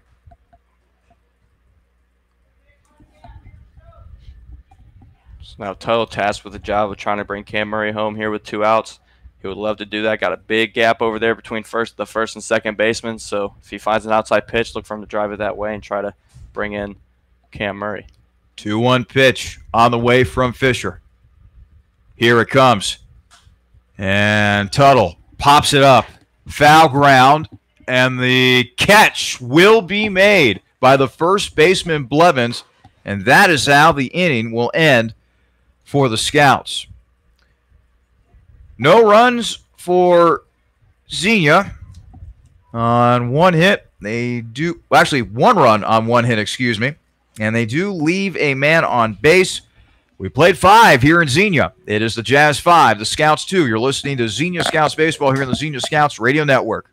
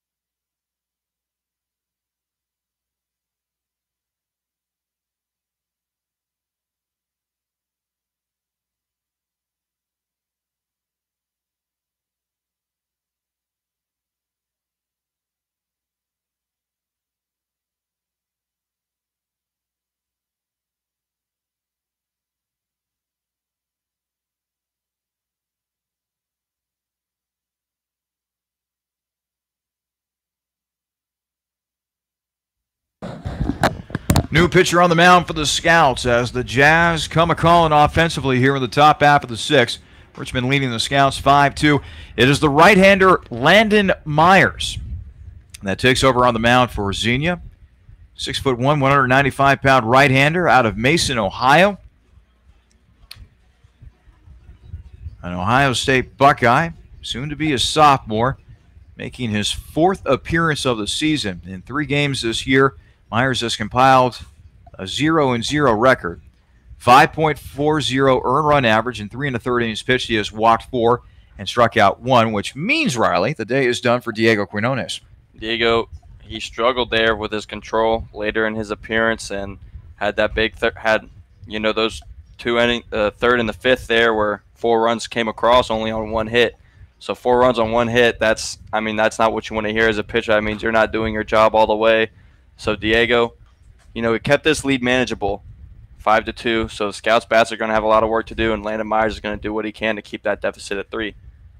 First batter that Myers will face will be DeAndre Davis, second baseman. He has popped out to short and struck out swinging his last time up.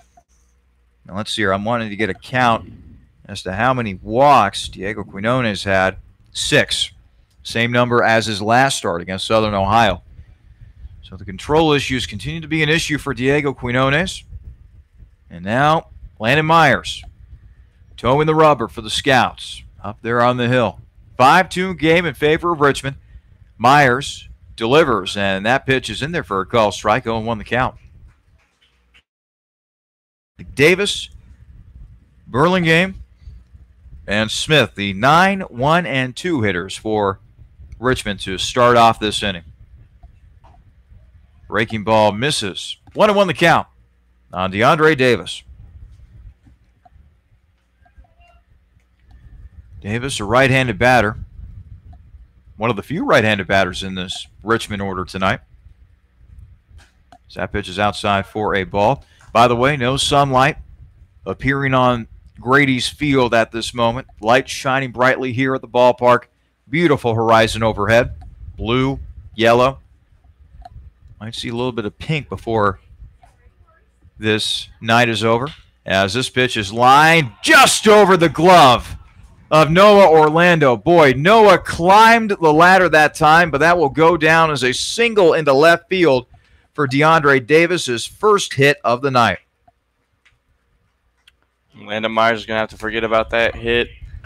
Davis just put a good piece of wood on it, got it over Orlando's head, but now runner on first. Landon Myers is going to try to keep these balls down in the zone, try to produce a ground ball, try to keep this lead at 3. So now Jacob Burlingame will come to the plate. Burlingame 0 for 3. It's been a quiet night for the leadoff hitter for the Jazz. A fly out, a ground out, and a strikeout looking. Pitch taken for a strike from Myers. Jacob Burlingame from Elmira, New York. Sophomore at Canisius College. 5'10", 188-pound sophomore. Myers checks the runner first. Now he delivers. That pitch is fouled off to the left. Count moves to no balls and 2 strikes on Jacob Burlingame. Burlingame on the season, by the way, batting .394. Myers is one of those guys I mentioned who was disabled because of some soreness in his throwing arm. So he's out here today, which means he's feeling better, but I wonder how short his leash will be considering he was previously injured. 0-2 pitch. Calls strike 3 on Burlingame. The second time tonight that he has struck out looking. First strikeout of the night for Landon Myers. 1 gone. That was a big breaking ball there from Myers. That ball started at Burlingame's eyes and ended up at about his waist. So I would probably look at that pitch too if I was Burlingame. But good job by Myers getting that breaking ball in there for strike 3. As they say, he got caught looking in the observatory. So 1 gone. Patrick Smith, the batter now, as Myers steps off the rubber, trying to keep that runner close at first. Smith lined out to third his last time up. Pitch taken for a strike as Myers able to snap in a good curveball, catching the inside corner for a call strike. So far here, early in Myers' appearance, he's really controlling that curveball well. It's starting up high, which is why the Jazz batters have been keeping their bats on their shoulders, but ultimately getting in the zone for strikes. 0-1 pitch on the way. That's a grounder over to first. Eater to second. Orlando back to first, and Myers not able to make either the tag or step on first base in time. Myers ran like crazy to first to try to complete what would have been an inning-ending double play, but instead, Patrick Smith is able to reach safely via the fielder's choice. However, 2 are gone in the inning.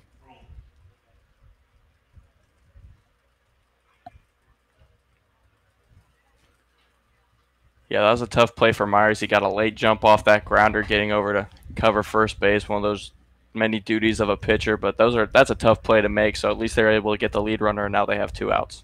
Landon Myers with the pitch. Runner going. Throw down to second, and they got him. Nice tag on the play by Nick Tuttle. Patrick Smith is caught stealing second to end the inning. No runs, a hit, and no one left on base for the Jazz. We head to the bottom half of the 6th. Scouts need to do some rallying. They trail the Jazz 5-2. You're listening to Xenia Scouts Baseball here on the Xenia Scouts Radio Network.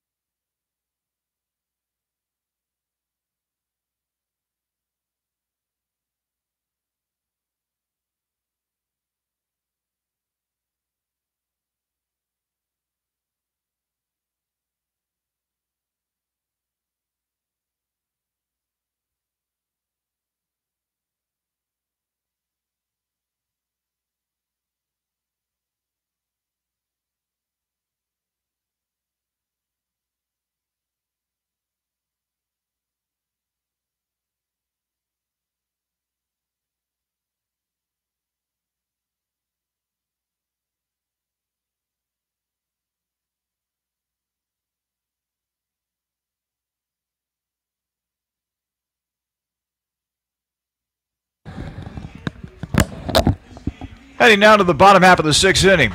Here at Grady's Field, the Jazz leading the Scouts by a score of 5-2. Alongside Riley Harshman, I'm Charlie Danis. Taking a look at the standings in the Southern Division of the Great Lakes Summer Collegiate League heading into play in this one. Xenia entering with a record of 7-8, 4 games behind Cincinnati and Southern Ohio, who are in a virtual tie for first place atop the division. As that pitch is taken for a strike by the center fielder, Graham Welch.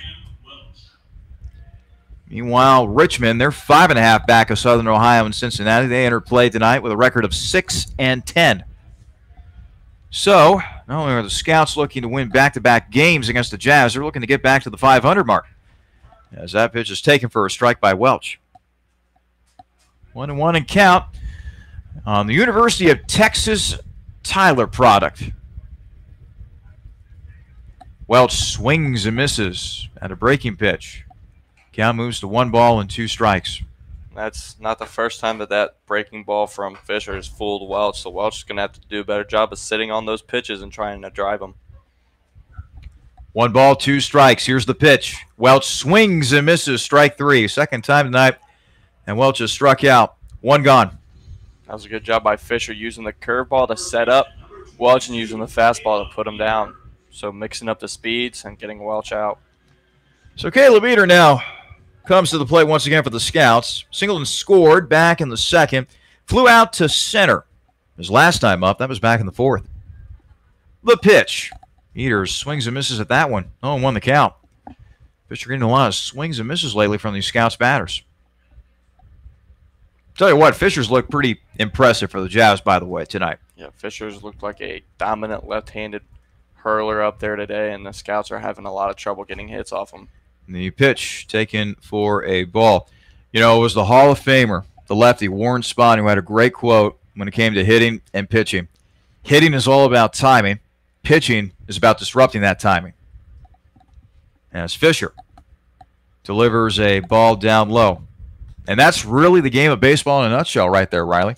Especially for a pitcher, and Fisher's done it great today. He's really been disrupting the timing of all these Scouts hitters with that breaking ball being the key. Pitch by Fisher, outside for a ball. And also, Fisher's just been great at locating pitches. He's been hitting the mitt, popping it, and just putting it exactly where he wants to. 3-1 pitch now on the way from Fisher. Here it comes, outside, and Eder earns himself a walk. Ben Bills upcoming here for the Scouts. He has walked and struck out swinging tonight. Fisher granting the Scouts a free base here. They're going to have to do what they can to get Eder to score here because base runners have been few and far between for the Scouts offense today. Fisher delivers. Breaking ball in there for a call. Strike 0-1. Talked about the standings in the Southern Division. We'll give you the standings in the Northern Division in just a moment.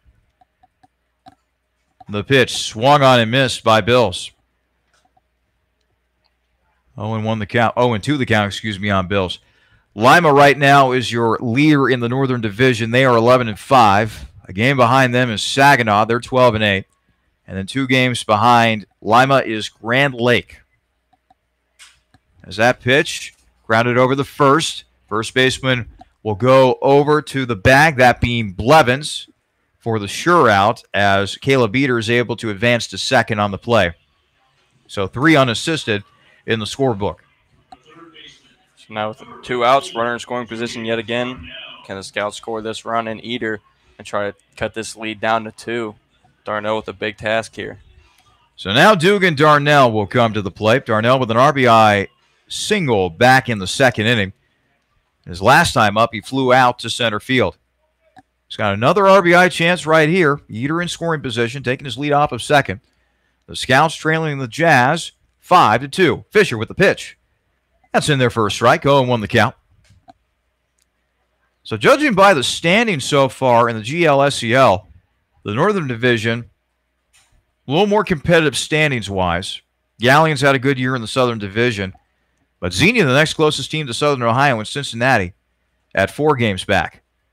Southern Ohio 11-4, Cincinnati at 12-5 as Darnell swings and misses. And speaking of Cincinnati, if memory serves me correct, that is the team that the Scouts are going to be playing on our Independence Day, July the 4th. We're going to be down in Cincinnati for that game, and we hope that you will join us for that very special broadcast as we celebrate our nation's birthday once again. 0-2 pitch. And Darnell takes a call, strike 3.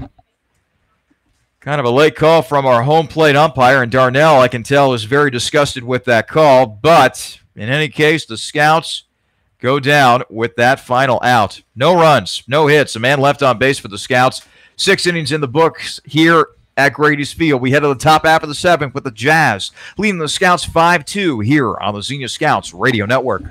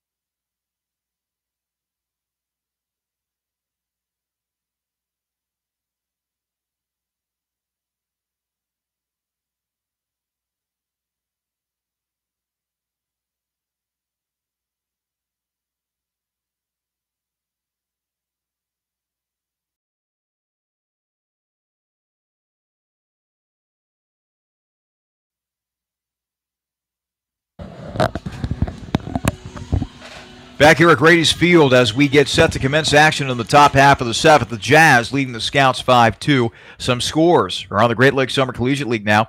Talked about how Cincinnati and Southern Ohio are in a virtual tie for first place in the Southern Division.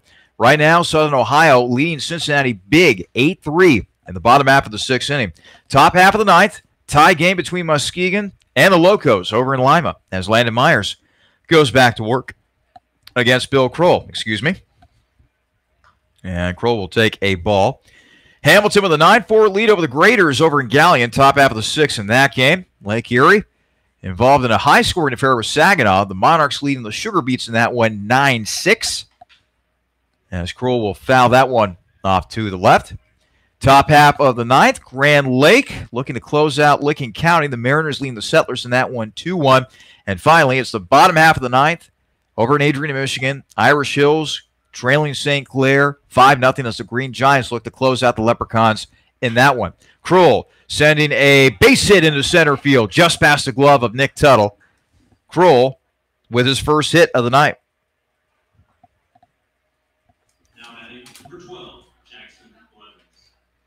That's not something we've seen a lot of tonight, partner. Only 8 total hits between these two teams today. Not something we're used to seeing, following the Scouts around. Usually you see a lot more runs, a lot more hits, but this one, a duel between the pitchers. It's been very, very quiet offensively between both these teams, and quite a change in narrative offensively compared to last night's game where we saw an 8-7 game and a hotly contested 8-7 game at that.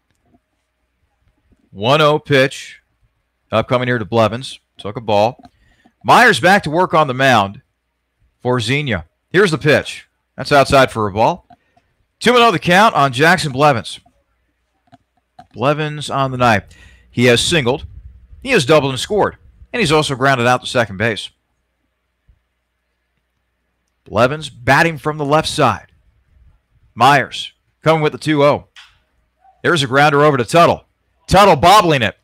Gets the out at second, and they're not able to get the out at first. Boy, if Tuttle doesn't bobble that ball out there in the field, that might have been a double play right there for the Scouts. Instead, Kroll out at second, Blevins reaching on a fielder's choice. Yeah, if Tuttle would have cleaned that fielded that cleanly, I should say. That would have been a tailor-made double play, but he bobbled it, didn't get two, panicked, and was still able to get one out, so good job getting the lead runner. Jared Kengott, the third baseman, will now come to the plate. Kengott struck out swinging, and he has also walked twice tonight. Runner at first, one out. Here at the top half of the seventh, Jazz leading the Scouts 5-2.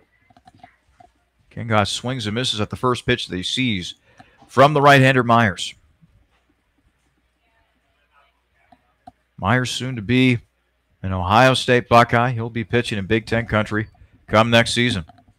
The pitch swung on and missed by Kengott. Count moves to no balls and 2 strikes. Jared Wolf waiting on deck for the Jazz. Jazz 5 runs on 5 hits, 1 error in the field. Scouts 2 runs on 3 hits. They have also committed an error in the field. Myers, 0-2 pitch. Just outside for a ball. 1-2 the count on Jackson Blevins.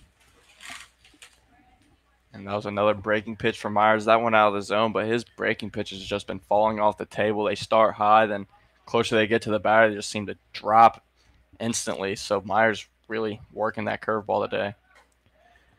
Pitch taken for a ball, and the throw gets away from the second baseman Tuttle, but not far enough for Blevins to entertain thoughts of taking an extra base. In the meantime, it'll be a stolen base for Jackson Blevins. 2-2 count now on Jared Kengott. Yeah, just unlucky for Tuttle there. That Lindsey's throw went right into Blevins' legs, and Blevins just kicked that ball away with his slide, so Tuttle was unable to even get the ball to him. But still, stolen base. Myers shouldn't think too much about it. 2-2 pitch. Called. Strike 3. 2 gone. We've seen a lot of called strike 3s from our home plate umpire tonight. And both teams, let's just say, a little frustrated with the strike zone. That was just another pretty pitch by Myers, though. That curveball just fell right off the table. and Kenkai had no idea what to do with it. So now Jared Wolf comes to the plate, officially 0 for 2 on the night. Walked his last time up as this pitch is fouled off to the left. Shaping up to be a beautiful night here. Heck, it has been a beautiful night here on Military Appreciation Night.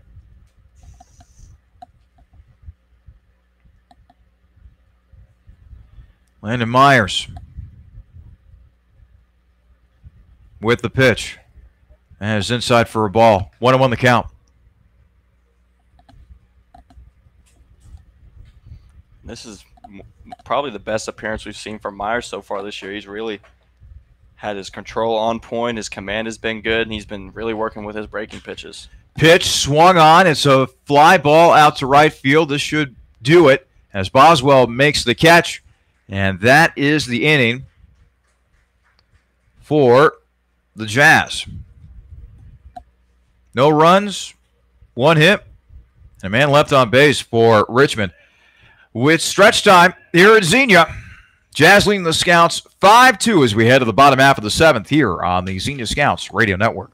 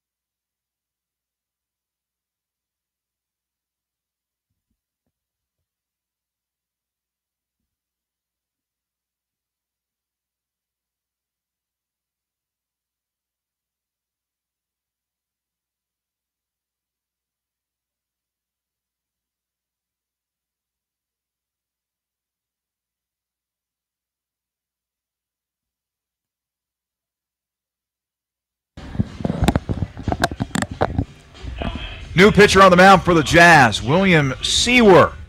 6'1", 190-pound right-hander. On the mound for Richmond. He is a 6'1" junior out of Bellarmine University, and he calls Louisville, Kentucky home. His old Kentucky home. His first batter, that being Seawer, will be Jarrett Lindsey. He'll be the 7, 8, 9 hitters for the Scouts. We need to put a rally together here.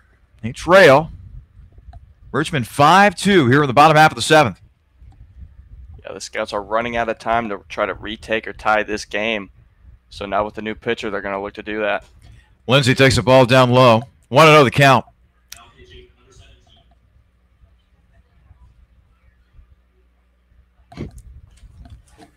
As Lindsey taking a pitch down low. 2-0 the count. Yeah, the Scouts struggled hitting against Fisher today. Fisher with a great game starting for the Jazz, but now Seawer tasked with a big task of holding the Scouts offense at bay. Jared Lindsey sending a liner that'll be caught by the second baseman Davis. And the hard luck continues for Lindsey tonight. He's now 0 for 3, 1 gone.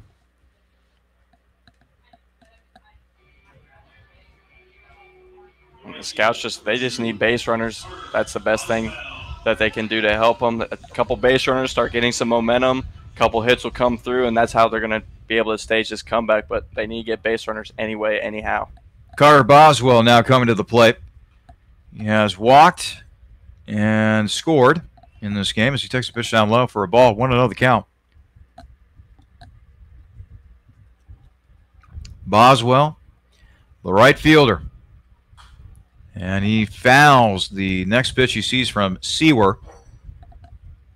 1-1 the count now on Boswell. Boswell taking his time, getting back into the right-handed batter's box. Infield and outfield playing Boswell pretty much straight away. And now Seawer will step off the mound, take care of a few things. Now he's back on the rubber. And now he has a sign from Denny. Here's the 1-1. That is a strike on the outside corner. 1 ball, 2 strikes on Carter Boswell. That was a pretty breaking pitch from Seawer. Might have even been a slider, but nonetheless, be looking for him to use that here. Maybe in this pitch, but definitely in this appearance. 1 ball, 2 strikes. The pitch outside. Boswell showing some great patience right there. Not being fooled by the pitch way outside. 2-2 the count now on the Scouts right fielder, Noah Orlando, on deck for Xenia. Boswell's a great 2-strike batter. He's very patient up there nonetheless with the 2 strikes. That's very hard for hitters to do, but he does that very well. Here comes the 2-2 outside. So now we'll go full. 3 balls and 2 strikes for Carter Boswell.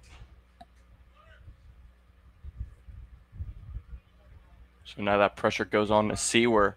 See, he's kind of lost Boswell here. He needs to throw a strike to try to get him out. Payoff pitch on the way. Boswell takes a walk. Second walk of the night for Boswell. And that will bring Noah Orlando to the plate. He's grounded out twice, once to the shortstop and once to the pitcher. Just be looking for Boswell to be in motion over here first. So Boswell will be over there at first. Orlando, meanwhile, has yet to step into the right-handed batter's box. Now he's taking a few practice swings right there. That was interesting. Orlando didn't initially get into the right-handed batter's box. There's a lot of pointing going on by our home plate umpire. What he was pointing at, I have no clue. In any case, here comes the pitch to Orlando. And that pitch is down low for a ball. 1-0 the count from William Seawer. You ever been to Louisville, Kentucky? Seawer's hometown? Yeah, I've been to the Louisville Slugger Museum, in matter of fact. Pitch is outside for a ball. Let's see here. Only time I've ever been to Louisville. This was back when I was a sophomore at DePaul University in Chicago. I was a student manager for their softball team at the time, and the Big East tournament was played at Louisville's softball field that year. As that pitch is fouled off to the right, didn't get a chance to go see the Louisville Slugger Museum. Certainly didn't have a chance to go check out Churchill Downs, which is certainly on my sports bucket list. Louisville, Kentucky. Boy, what a great sports town. Got the Louisville Cardinals, the big school down there. You got Churchill Downs, home of the Kentucky Derby. 2-1 pitch now on the way to Orlando. That gets away from the catcher, and now Boswell will take off. No throw down to second as Boswell advances a base on the wild pitch. And Seawer doing the job for Boswell there. Boswell didn't have to steal that base. Seawer with the wild pitch there and allowing Boswell to move into scoring position at second. So now Orlando with the hitter's count. He'll be looking to drive something somewhere and try to get Boswell in. And now the catcher, Denny, going out to the mound to talk with his right-hander, Seawer. So a little break in the action here. Jazz leading the Scouts 5-2 here in the bottom half of the 7th. And, of course, you can't talk about Louisville sports without mentioning the greatest, Muhammad Ali, formerly known as Cassius Clay. One of the biggest sports icons the world has ever known. Orlando waiting on the 3-1. That pitch is outside. He'll take a walk as well. Back-to-back walks for the Scouts here with 1 out in the bottom half of the 7th. We keep talking about that word that starts with the letter R, resilience. The Scouts have shown it here in 2018. Could a rally be brewing here in the bottom half of the 7th? As the Scouts trail the Jazz at the moment 5-2. The potential tying run, meantime, coming to the plate in the form of Cameron Murray, who is 1 for 2, on the night. The Scouts have done a good job of taking advantage of opportunity, and they're given one here with the Seaward walks. Murray with a bunt up the first base line. That ball is foul. Good idea by Murray, as at the very least he was trying to put those runners into scoring position. And he also has the speed to beat it out for an infield hit from time to time as well. Really got to hand it to those Scouts. Really got to hand it to Dave putting together this roster. Incorporated a lot of speed at a lot of key positions. And I'll tell you what, power, contact, those things are great. Pitching as well, but if you got speed on your ball club, that can be a real asset for your club. Throw down to third, and Boswell is safe. And the third baseman, Ken Gott, leaps in utter frustration. He thought that he had Boswell nailed at third after the ball got away from Denny for a little bit. So now both runners move into scoring position. Boswell at third, Noah Orlando at second, and Cameron Murray, meanwhile, he has a chance to take a big bite out of this 3-run lead for the Jazz. So big play there by Boswell, getting over to 30. Didn't waste any time. You saw that the catcher didn't quite corral the ball. It was still kind of in front of him, so Boswell with a risky base running maneuver there, but nonetheless got over there in time, safely. And Orlando doing his job getting the second. Murray taking a pitch down low. 2-1 the count. Now on Cam Murray. Singled in his last at-bat. That came back in the 5th. 5-2 lead for the Jazz, but the Scouts are threatening with runners at second and third, and only one out here in the bottom of the 7th. Cam Murray waiting on the 2-1 pitch. Here it comes. Murray swings. A fly ball out to left field. Boswell will tag as the catch is made by the left fielder Wolf. Boswell will score easily. A sacrifice fly that will result in an RBI for Cam Murray as the Scouts continue to close the gap. They now trail the Jazz 5-3. And they still have a runner in scoring position with Tuttle up, who coming into today was leading the Scouts on batting average, and he is 0 for 3, but he's due here. 0 for 3, as Riley mentioned, is Tuttle. Grounded out to short, struck out looking, and fouled out to the first baseman. So Orlando still sits at second after Boswell comes home on the RBI sac fly by Cam Murray. The pitch now upcoming here from William Seawer. Here it is. And it's fouled off to the right. 0-1 the count. So now it's a 5-3 game in favor of the Jazz. And another run in this game, scoring via no hits in the inning. So Scouts just doing a good job. Both teams doing a good job taking advantage of opportunity from the pitchers. Here comes the pitch to Tuttle. Nick swings and fouls it off to the right once again, and now he finds himself in an 0-2 hole. Graham Welch waiting on deck for Xenia, and he is wanting a chance to bat this inning as he continues to take his warm-up swings near the Scouts dugout. Meanwhile, Tuttle, right-handed batter, back into the right-handed batter's box against the righty-throwing Seawer. Taking his lead off as second is Orlando. Here comes the 0-2. Tuttle. Did he go? Yes, he did. Did not check his swing. They'll complete the strikeout down to first. 2-3. That's how the inning ends for the Scouts. But Xenia does get one run on no hits, and they leave a man on base. 7 in the books here at Grady's Field. 5-3 game in favor of the Jazz. You're listening to Xenia Scouts Baseball here on the Xenia Scouts Radio Network.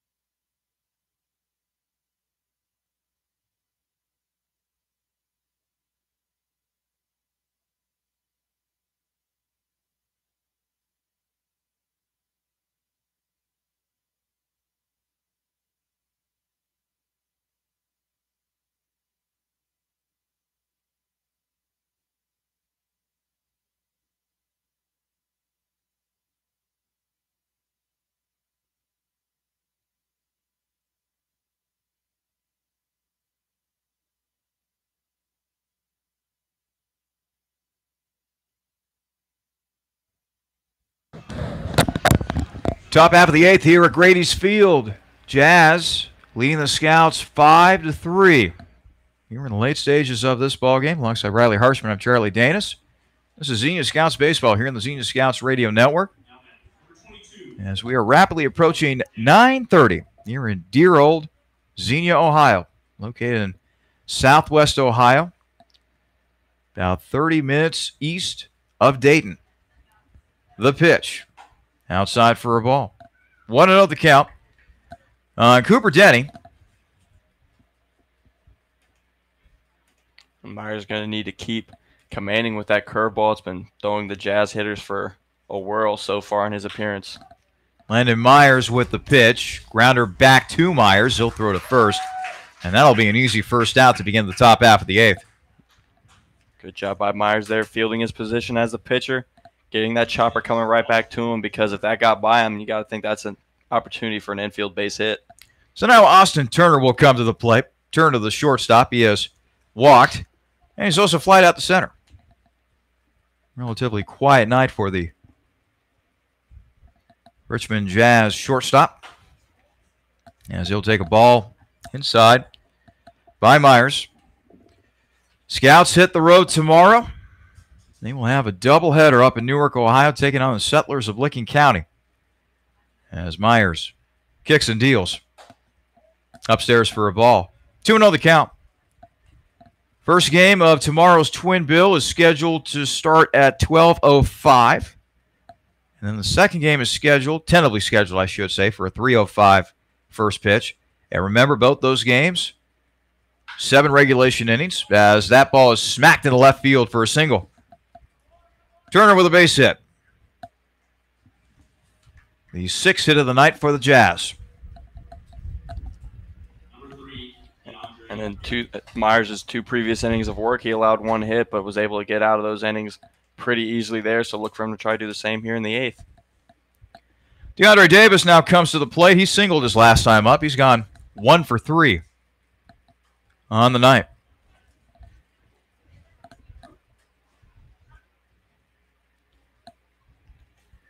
Pitches down low from Myers. 1-0 the count. And Lindsey today with a couple of throwouts from behind the plate, so Jazz runners are definitely second-guessing themselves when they go. Myers readying for the 1-0 pitch. Pitch to Davis is a strike. 1-1 the count. Want to make a schedule correction. I said that the first game of tomorrow's doubleheader started at 12:05. Turns out it will start at 12:30. Second game still tentatively scheduled for 3:05. And then Sunday, we begin the month of July, July the 1st. Scouts come back here on Sunday afternoon to play host to the Settlers. That game is scheduled for a 4:05 start on Sunday. 2-1 pitch upcoming here from Myers after that last pitch missed. To the second baseman, DeAndre Davis. Waiting on deck, Jacob Burlingame. Myers with the pitch. That swung on, and that might have fouled. And oh boy, Jarrett Lindsey went down in a heap. Dropped his glove off his left hand. They're calling for the training staff. We don't have the benefit of replay here at Grady's Field, but from what I saw, Riley, it looked as though either the ball got a piece of that hand and hit him in a bad spot. The bat might have hit him. I don't know what happened. What do you see? Yeah, whatever. I'm not sure what happened. Either partner could have been a multitude of things back there as a catcher, but the thing is, Lindsey did not waste any time in throwing his glove down and going down, signaling that he is hurt. So Lindsey's a tough guy back there at catcher, so you got to think he's really in pain right now. So they're going to attend to Jarrett Lindsey here. While they do, let's go ahead and take a short break. If we get any updates, we will let you know. They attend to the injured catcher, Jarrett Lindsey. Right now, we are in the top half of the 8th. The Jazz leading the Scouts 5-3.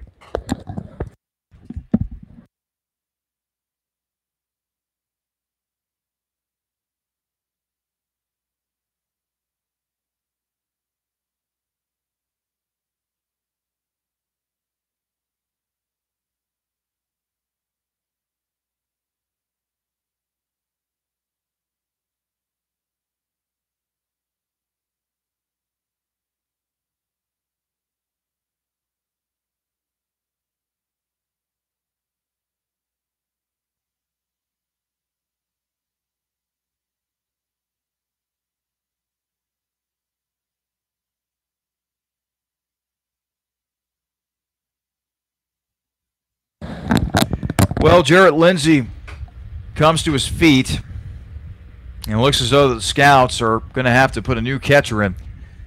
Lindsay going down moments ago after what looked like, from our vantage point, the ball going off of his glove, but it hit his thumb, it looked like, in a bad spot. The mitt immediately came off. He went down in a heap, and now Lindsay's been taken out, and he's immediately being tended to by the medical staff over there by the Scouts dugout out to our left.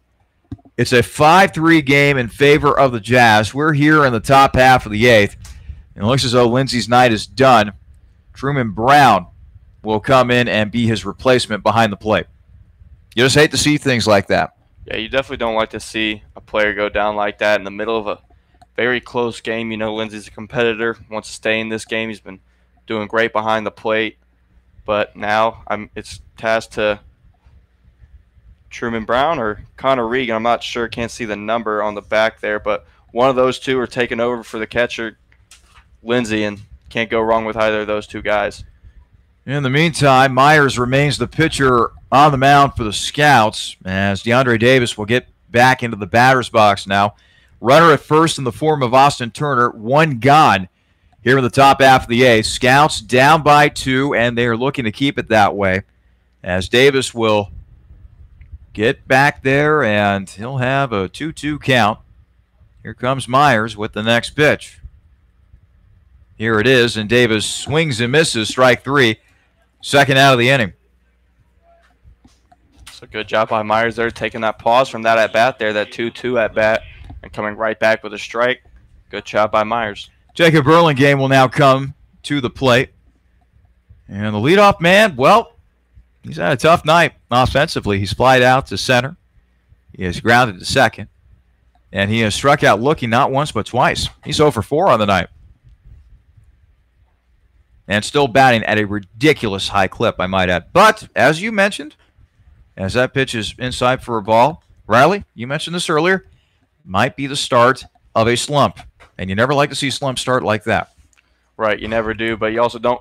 We're not hoping for him to be going into a slump by any means, but of course not. We're not that vindictive. Right, but slumps do happen, and they all start with one game, and then they just continue to climb and ladder. 1-0 pitch hit down the right field line. That is a foul ball. So 2 gone here in the top half of the eighth. Burlingame is the batter. Turner at first. Jazz looking to add some insurance as they currently lead the Scouts 5-3 here in the top half of the eighth. Light shining brightly here at Grady's Field. It's cooled off here a little bit at the ballpark, but not by much. Pitch is in the turf, and the runner moves up to second. Turner showing some great awareness that time. The moment he saw the ball get away from the catcher, in that exact same moment, he took off for second, and he gains an extra base because of his effort. So a runner in scoring position, 2-1 count on Jacob Burlingame. Patrick Smith waiting on deck for the Jazz. Jazz losing game 1 of this short 2-game set between both these squads, 8-7 last night. So they're looking to even this short series here in Xenia. The Scouts, meanwhile, they're looking to win their second straight game after snapping a 4-game losing streak last night, and more importantly, get to the 500 mark. Landon Myers looks back to second. And that pitch gets away from the catcher as the runner will move up to third. Turner taking a little jaunt around the bases, and now he's only 90 feet away from scoring. And by the way, in case you're wondering what it means to get to the 500 mark, that means that you have the same number of wins as you do losses. So there you go. Jacob Burlingame waiting on the 3-1 pitch from Myers. Here it is. That is swung on. A high fly ball out to right field. It will bounce at the base of the wall. Having trouble out there is Boswell. A run comes in to score, That'll end up being an RBI triple for Jacob Burlingame. You can only keep a good hitter down for so long before he finds a pitch to hit. That is what Burlingame did on that swing, driving in Turner with an RBI triple. It's now a 6-3 lead for the Jazz. Burlingame, great piece of hitting there. Guy had the 3-1 count, find a pitch he could drive, and he drove it. But Boswell out there, I mean, he made a good play on the ball. That was a very hard play to make. I'm not saying he should have made the catch, but the ball bounced and looked like it was going to go over the wall, but Boswell stopped it from going over the wall for the ground roll double. Almost think he should have let it happen. Ground ball down the first baseline, foul off the bat of Patrick Smith. Smith reached on a fielder's choice his last time up. He has walked in this game. He has doubled in this game, and he has scored twice in this affair. 0-1 count on the Jazz right fielder, Patrick Smith. So a little of insurance tacked on by the Jazz here of late. Currently, they are doubling up the Scouts, currently 6-3. Pitch down low for a ball. And it is Truman Brown, by the way, who's coming at catcher after Jared Lindsay left with an apparent finger injury. 1-1 pitch now upcoming from Landon Myers as he's looking to keep this at a 3-run deficit for his ball club. Myers sets and delivers. Here's a fly ball out to left field. Murray under it. Murray making the catch. And that is that for the Jazz this frame. But Richmond able to tack on 1 run thanks to 2 hits. And they do leave a man on base as well. Bottom of the 8th. Coming up, Jazz leading the Scouts 6-3. You're listening to Xenia Scouts Baseball here on the Xenia Scouts Radio Network.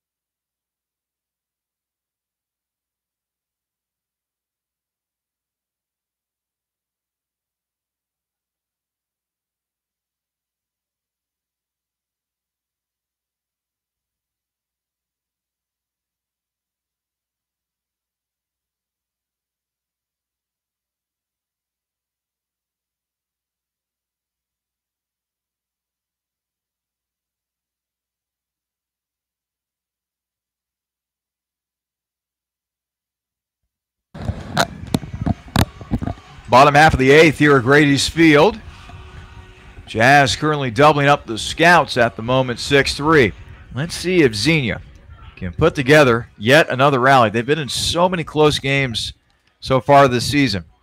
Do they have one more punch left in them?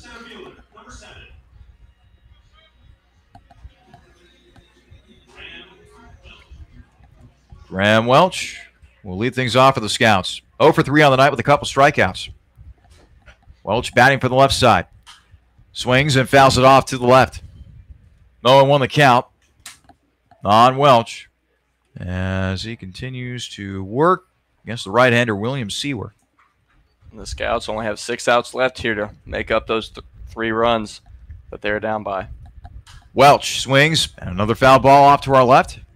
Takes himself a hole. No balls and 2 strikes on Graham Welch. Welch, Eater, and Bills, the scheduled hitters for the Scouts here in the bottom half of the 8th.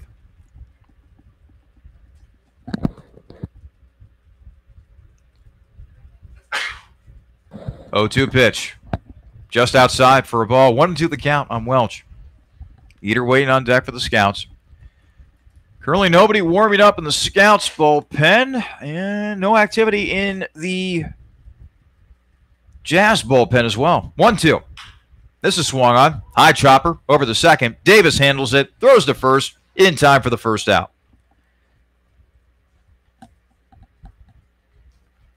What these Scouts batters are going to have to do is they're going to have to try to be patient.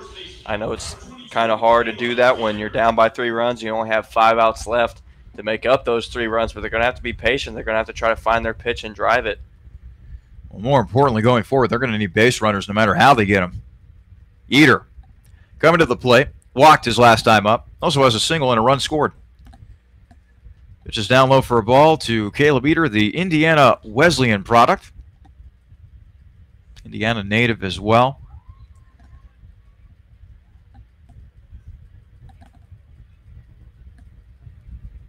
Waiting on the pitch from Seawer. Here it comes. Up high for a ball. 2-0 the count now on Eater. And a fun fact about Eater, I found out on the road trip up to Muskegon earlier this week that a lot of the Scouts players like to call Eater Dad. So that pitch is hit to third. Throw from Ken Goff. Gets by the first baseman and Eater. He is going to run for a while here. Actually, he'll hold up at second. Nice job backing up on the play by Denny as he didn't allow that thing to roll into the corner, bounce around like a pinball. So Eater will advance to second on the throwing error by the third baseman, Ken Gott. E5. Yeah, to finish off that point about Eater being called Dad, they all call him Dad because he is married. I think we've said that before. Yep. On one of these broadcasts that Caleb Eater is happily married, but they call him Dad because of being married and that maturity that comes with it. And his wife made the trip, actually, over here to Xenia. So that's really cool. And I think Carson Wright taking over at second base for Eater there as a pinch runner. And that's what the home plate umpire is signaling.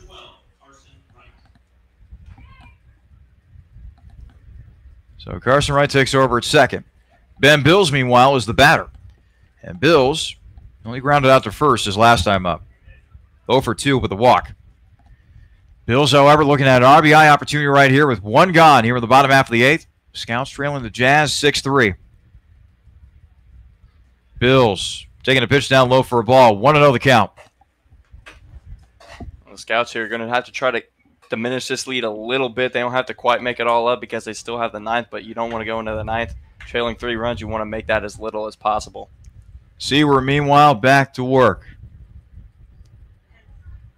1-0 pitch. That's fouled off to the right. Boy, I'll tell you what, Seawer has pitched very well so far coming out of the Jazz bullpen. Came into this game having only pitched in one game, 0-1, ERA of 15. Pitched 3 innings, walked 4 and struck out 1. His only appearance came all the way back on June the 16th. Gave up 5 runs on 3 hits against Gallion. There's a ball hit to right field, but the catch is made by Smith for the second out. And Ben Bills right there putting good wood on that ball, but unfortunately just tailing right into the right fielder. Just to finish up my point again about Seawer, he's not pitching like a pitcher who has an ERA in double digits. He's pitched very well for the Jazz tonight. So now Dugan Darnell will be tasked with trying to keep this inning going for the Scouts. RBI single back in the second. Since then, he has flied out to center, and he has also struck out looking. William Seawer, the right-hander on the mound for the Jazz. Throw to home plate, and that's a ball. Seawer with a very interesting move right there. Started his pitching motion while still looking back at second. Davis, the second baseman, putting that shift on for Darnell again. So Darnell trying to assuage Darnell's mind of trying to pull any pitch he sees.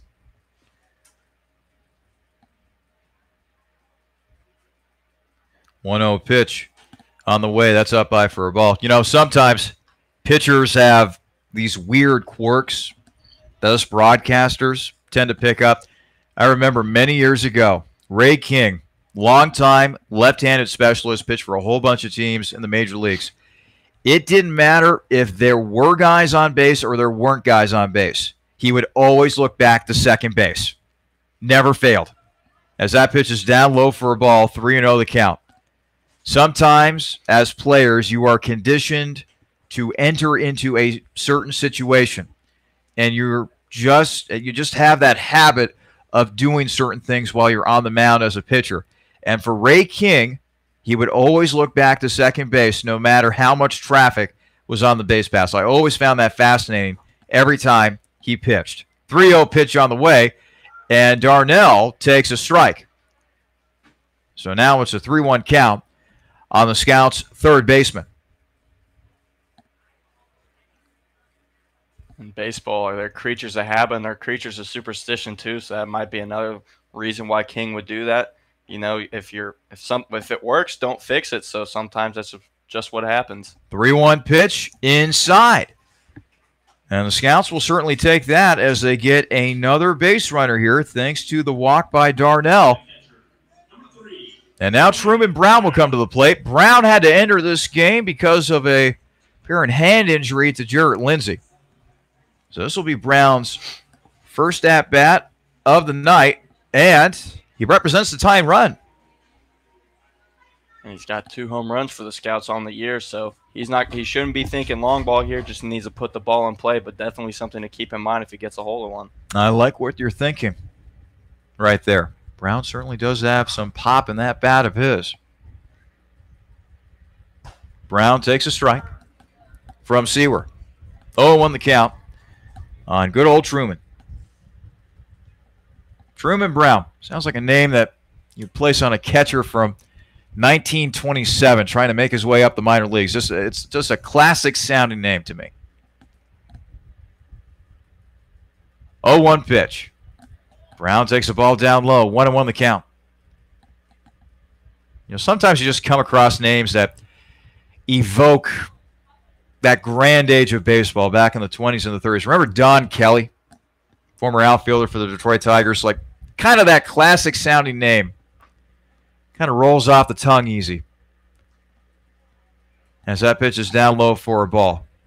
You know, you think of the Great Depression. You think of what life was like before World War II. A simpler time.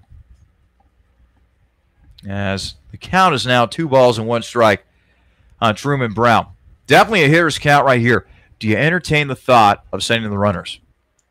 I definitely think you can entertain that thought. They need runners in scoring position, only have one, and he's at second. They would like to get, and especially with the runners who are on, both Darnell and Wright both have speed out there. So with the right-handed batter up, this is definitely a possibility. Here comes the 2-1. Truman takes a strike on the outside corner, so now we're all even. 2 balls, 2 strikes, 2 out. Runners at first and second. Jazz lead the Scouts 6-3. Can Truman come through here with a clutch base hit? Brown is waiting. Here comes the 2-2. Swung on and fouled off to the right. As Brown barely got a piece of that one. Stays alive, however. 2-2 remains the count.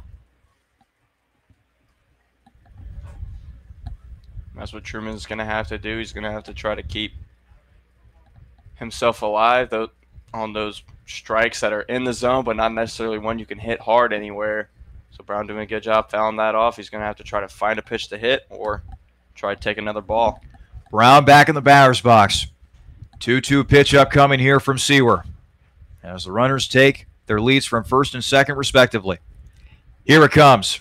Brown wasn't able to check his swing. Got tied up in knots on that pitch. Strike 3. The inning is over for the Scouts. No runs, no hits, and 2 men left on base for Xenia. Let's head now to the top half of the 9th. Jazz leading the Scouts 6-3 here at Grady's Field.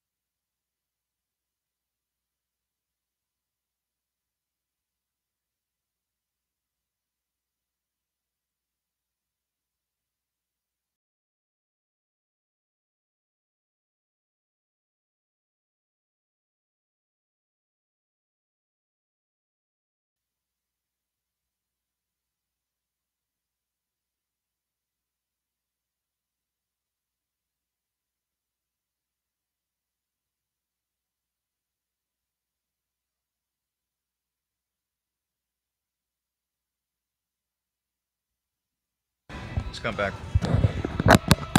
Top half of the ninth. Jazz leading the Scouts 6-3 here on Military Appreciation Night at the ballpark. Boy, what a night it has been, honoring our armed forces. Boy, they do so much for us, the men and women of the Army, the Navy, the Air Force, the Marines, and the Coast Guard. They do so much to not only protect us here on the homeland, but also preserving those freedoms that we hold so near and dear to our hearts. They do so much for us. Thank you so much for your service. Whether you have previously served or are currently serving, thank you very much for all that you do. We really appreciate it. Landon Myers back to work for the Scouts as that pitch is up high for a ball. You know, Riley, I'm curious. Have you ever had any family members who have served?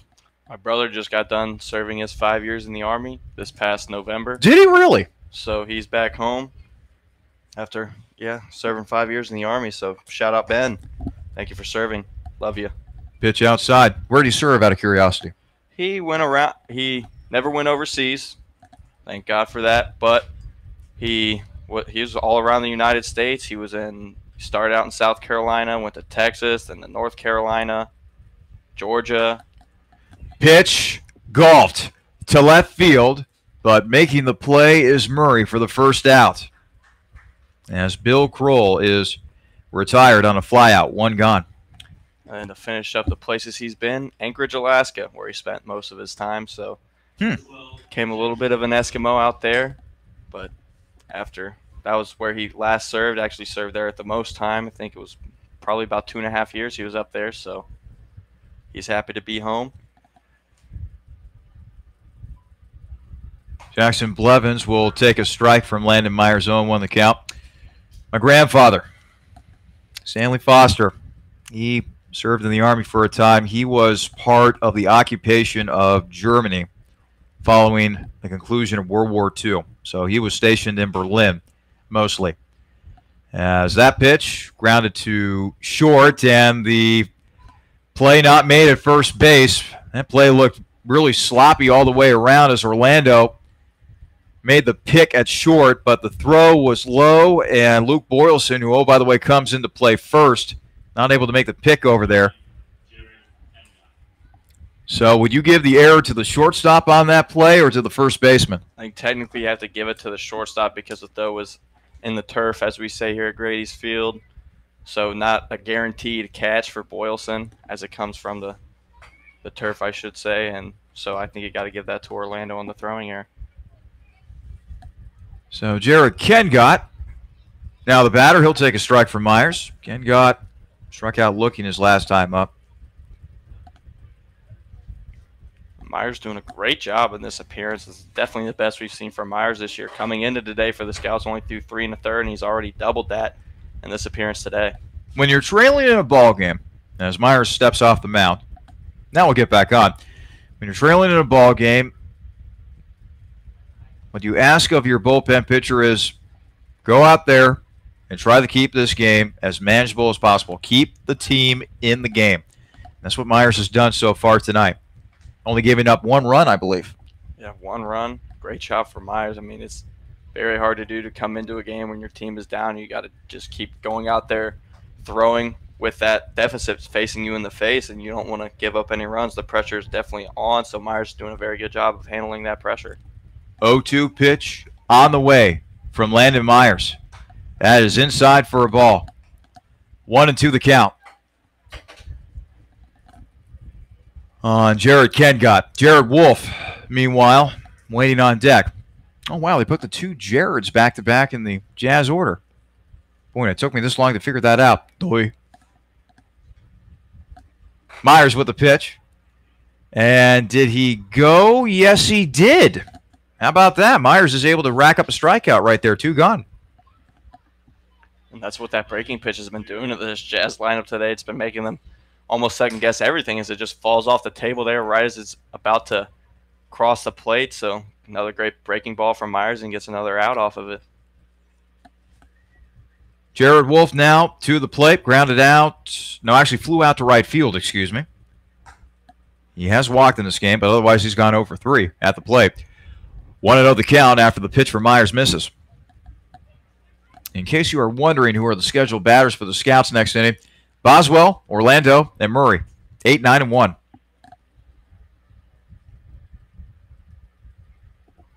The pitch. In their first strike. 1-1 the count on Jared Wolf. As we are rapidly approaching 10 o'clock Eastern Standard Time here in Southwest Ohio. Jazz and the Scouts playing some baseball here at Grady's Field. 1-1 pitch. Gets away from the catcher, and the runner moves up to second. It'll be a wild pitch as Blevins moves up to second. Truman Brown not able to stop that pitch. Count moves to 2 balls and 1 strike on Jared Wolf. And as I mentioned, Myers only with 3 1/3 innings for the Scouts this summer coming into today, and already has 3 2/3 in his appearance here. Not sure how bad he could be fatigued right now, as he hasn't seen that many innings, and this is quite the hefty load that he's taken on the day. Wolf waiting on the 2-1 pitch from Myers. Here it comes. Outside for a ball, 3-1 the count on Jared Wolf. Cooper Denny waiting on deck for the Jazz. Well, night has fallen, and we've been visited by some bugs here in the broadcast booth. A couple moths have flown in. Probably attracted to the shining light we have inside the booth. Pitch, grounded to second. Tuttle will make the throw over to first, and that'll be it for the Jazz. No runs, no hits, a man left on for Richmond. Let's see if the Scouts can put together some bottom-of-the-ninth magic. They trail the Jazz 6-3. You're listening to Xenia Scouts Baseball here on the Xenia Scouts Radio Network.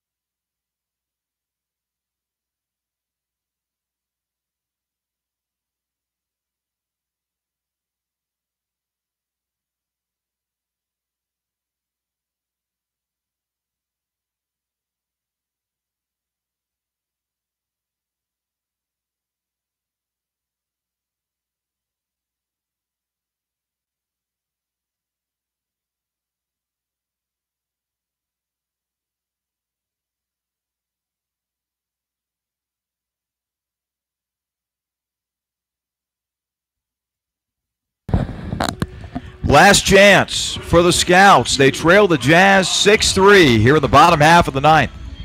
Alongside Riley Harshman, I'm Charlie Danis. You're listening to Xenia Scouts Baseball here on the Xenia Scouts Radio Network.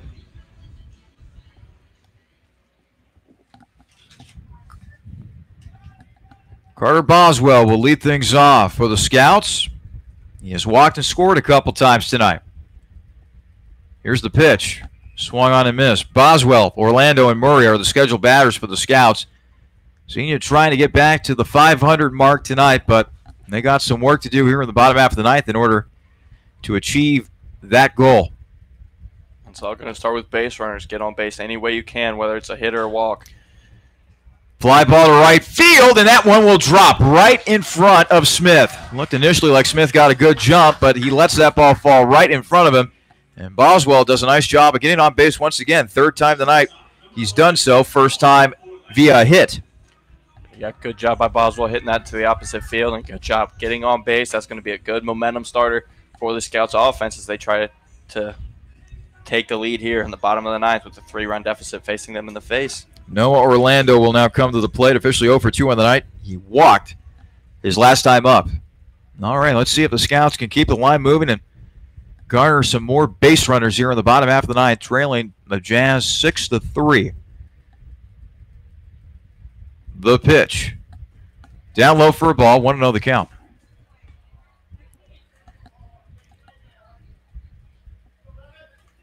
Definitely be looking for Boswell to be on the move because the last thing Coach Bubba Cates wants is a ground ball from Orlando resulting in a double play. The next pitch. Outside. 2-0 the count. Not exactly the start that William Seaver was wanting to the beginning of this frame.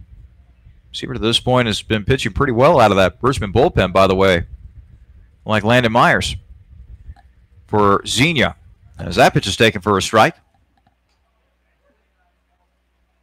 2-1 the count. Noah Orlando. Waiting on deck for the Scouts is Cameron Murray.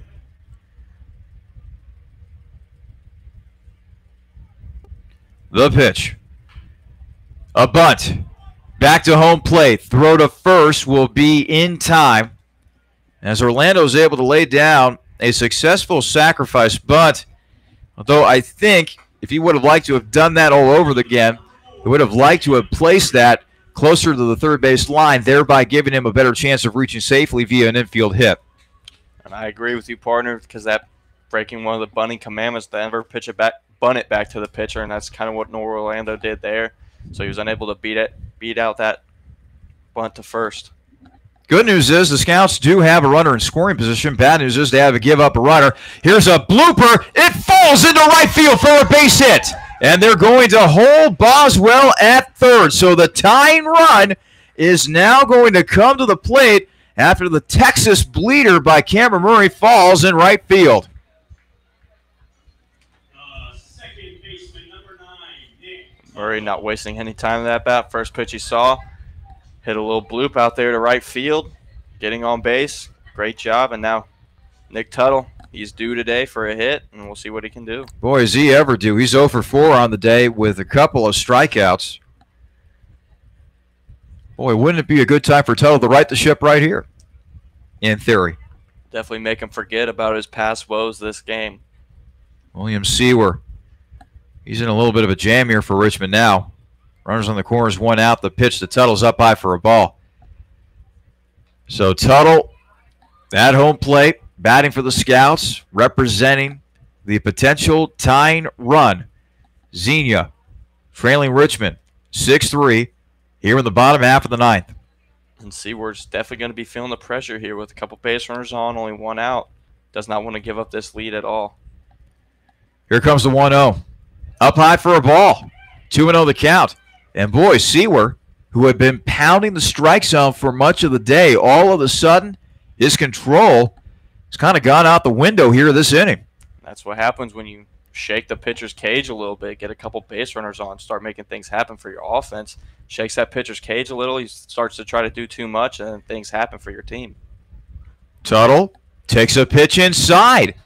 It's now a 3-0 count on Nick Tuttle. And by the way, Graham Welch, he's gotten a couple big hits for the Scouts this year. He's waiting on deck.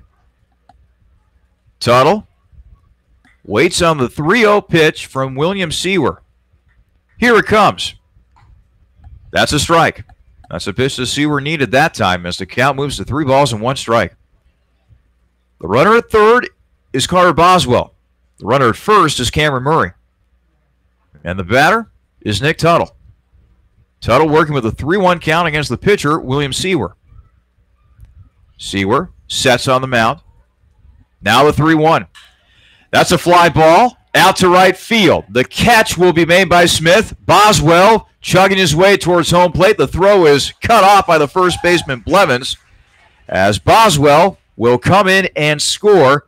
Although for the Scouts, they had to use up and out. Still trail the Jazz by 2. Does Xenia 6-4 in favor of Richmond.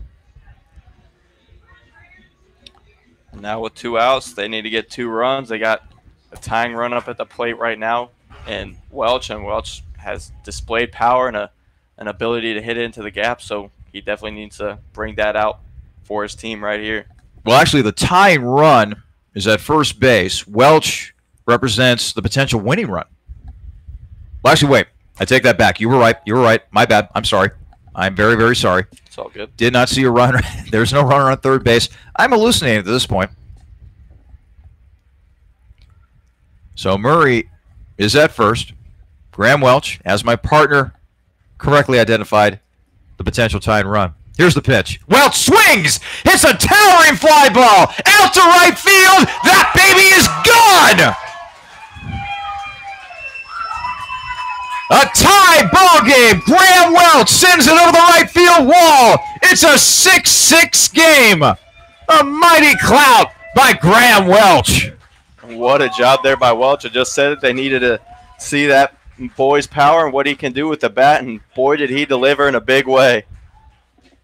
A 2-run shot by Graham Welch, and with 2 outs here in the bottom half of the ninth, the Scouts, with that patent resilience, come all the way back. 3 runs in the bottom half of the ninth. Let's see now what Luke Boylston can do right here after that 2-run shot by Welch. Mercy, mercy, man. These Scouts, they don't have any issues playing in close games, as Boylston with a mighty hack that time. Came up empty, however. Count now moves to no balls and 1 strike. We saw Luke hit a 2-run homer last night. I'm just saying. Boylston swings and misses, and now he finds himself in an 0-2 hole. So now the whole landscape of this game changes now. Does Myers come back out to the mound here for the next inning if there is one? Boylston still with the strike to work with here, but Jazz really giving up this lead here. 0-2 pitch. And that hit Boylston on the shoulder. So the winning run will be on first base. Be interested to see if they pinch run Boylston here or if they'll just keep him in the game. Got to think he'll keep him in the game because his bat could come in handy later. Meanwhile, Ben Bills will now come to the plate. Bills has had a quiet night offensively. He has walked, he has struck out, he has grounded out to first, and he's flied out to right. Officially 0 for 3 on the evening. Well, if Bills can send a ball into one of the power alleys, things could get very interesting here at Grady's Field. And Bills takes that pitch, goes to the backstop. How about this? Boylston moves up to second on the play. And Seaward's just falling apart right in front of our eyes right now. He had 2 outs. He seemingly thought he had this game in the bag, giving up some hits, some base runners, the home run. I mean, that's what I said. You just got to rattle this pitcher's cage a little bit, and anything can happen. And now it looks like a pinch runner is going to be coming out for Xenia. He'll put a little more speed on the bases. Boylston doing his job, getting on base, advancing the second. And let's see here. Chandler Chambers, I believe. And Chambers definitely has a lot more speed than Luke. No offense to Mr. Boylston, but you want to talk about a prime candidate for pinch running duties, that would be Chambers, who also plays a very good center field for Xenia. So with the upgrade in speed over at second, here's the 1-0. That's down low to Bills. 2-0 the count. So Bills just needs to stay within himself here. He's batted in big moments for this team before. He's got his hitters count now. He needs to be looking for something to drive somewhere and try to bring in that winning run. Bills waiting on the 2-0 pitch. Here it comes, and it's fouled back to the screen. And Chambers was running on the play as well. How about that? So the count moves to 2 balls and 1 strike. Boy, I give head coach Bubba Case a lot of credit. It doesn't matter what the situation is. No outs, 1 out, 2 out. If he's got a speedy guy on base and he has an opportunity to steal a base, he just turns the thoroughbred loose. I like that about Coach Case. And I like that move there because if Chambers would have been able to get to third, a wild pitch could have scored him. 2-1 pitch. Bills swings and misses, and now the count moves to 2 balls and 2 strikes. So Chandler Chambers represents the potential winning run for the Scouts. He's at second. Ben Bills, the hitter. 3 runs have already crossed the plate for the Scouts here in the bottom half of the ninth. Can they get one more big hit? 2-2 pitch. Bills takes a pitch down low. 3-2 pitch upcoming here as the right-hander William Seaver continues to labor mightily in this inning. This will be a big payoff pitch for both Seaver and Bills. 3-2. Pitch swung on, and Bills with a foul ball down the third base line. Partner, it is a game of inches, and if you think that, well, maybe even feet, if that ball would have just been a few feet to the right, that probably would have been the ball game. Seawer getting ready to do it once again. Waving the bat around is Ben Bills. Here comes the 3-2. That is down low for a ball, and Chambers stole third on the play. So Bills gets on base. Second walk of the night for Bills, but for all intents and purposes, he's inconsequential over there at first. The party of interest is Chandler Chambers, who now sits 90 feet away as the potential winning run over there at third. And now coming up to the plate is Dugan Darnell. And now a pinch runner is coming in. This is a very interesting decision. Bills will come out, and Ryan Bertelsmann will come in over there at first. Bertelsmann is this team's has taken the DH duties in all of his appearances this year, so that could be the ultimate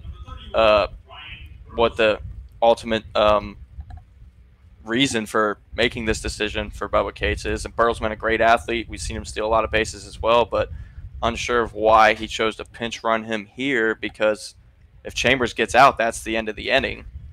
I'm just going to say this. Watch for the double steal. The pitch. Bertelsmann takes off for second. Interesting. They gave him that back. Catcher's indifference. So that's interesting. So Bertelsmann goes to second. 0-1 pitch. Darnell swings and misses and now finds himself in an 0-2 hole. Chandler Chambers sits 90 feet away. He's at third. He represents the potential winning run. Can Darnell dig deep here and put a ball in play? 0-2. That is inside. Count will move to 1 balls and 2 strikes. We have seen Dugan Darnell grind out at-bats with great proclivity here in 2018. Can he do it again? Can he find a way to put the ball in play? Here comes the 1-2. Pitch swung on and missed. Darnell disgusted with himself. And that is the final out of the inning. But how about the Scouts? They rally back from a 3-run deficit. They end up scoring 3 runs on 3 hits, highlighted by the game-tying 2-run homer by Graham Welch. And guess what, folks? We're headed to the extra innings here at Grady's Field. We're heading to the top half of the 10th. Game tied at 6 between the Jazz and the Scouts here on the Xenia Scouts Radio Network.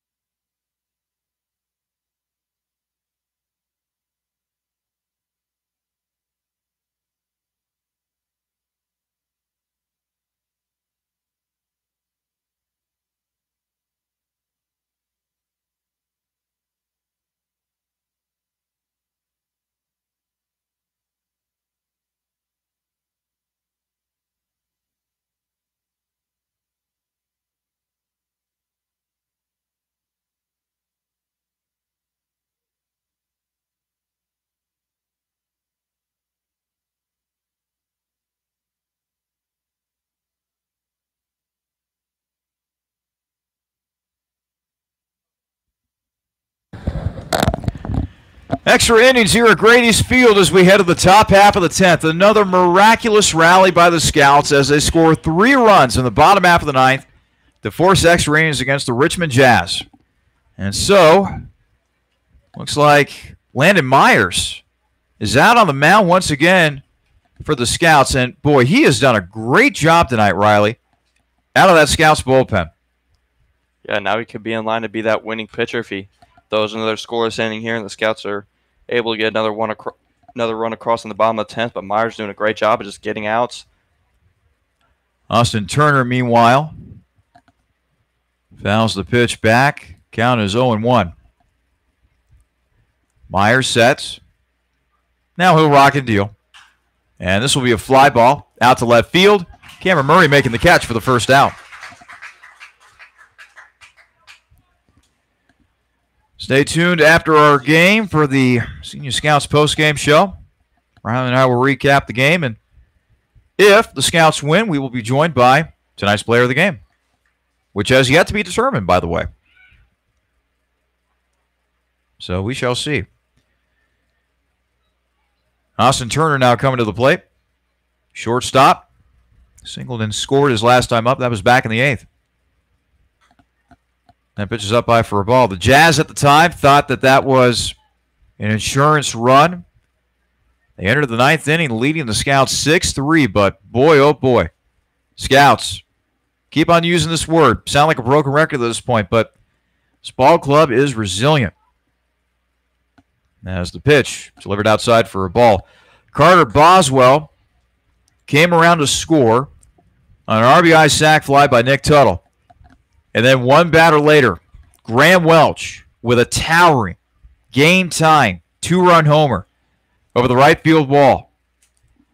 3 runs across the plate for the Scouts that inning, and that is why we find ourselves in the 10th inning in extra innings. 6-6 game between the Jazz and the Scouts as Myers' pitch gets away from him. And now he's gone 3-0. On Austin Turner, waiting on deck is DeAndre Davis. Here's the 3-0. That catches the strike zone right there. 3-1 the count. And Myers going to have to try to do what he can to get outs as quickly as possible. As we've talked about, the Scouts not having too many pitchers in their bullpen.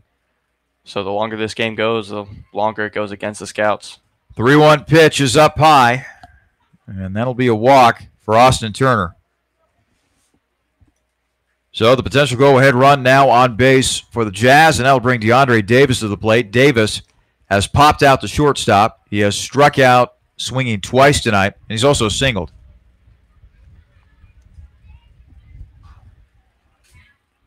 And now Robbie McGaha will be asked to pinch hit here for Jazz. It will not be DeAndre Davis after all.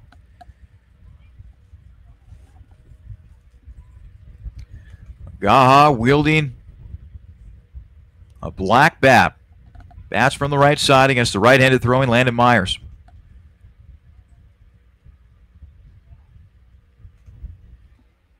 Here comes the pitch. Misses inside for a ball. 1-0 the count. Robbie McGaha, sophomore at Olney Central College, hails from Buffalo Grove, Illinois. 6'1", 190 pounds. Born on September 10th of 1997. That's a base hit into left field. That will move Turner over to second. So now that go-ahead run is in scoring position for the Jazz after the base knock by McGaha.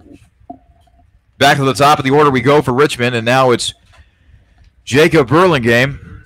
And if you want a guy that drives in runs, that comes up clutch for your team, look no further than this gentleman. He had an RBI triple back in the 8th.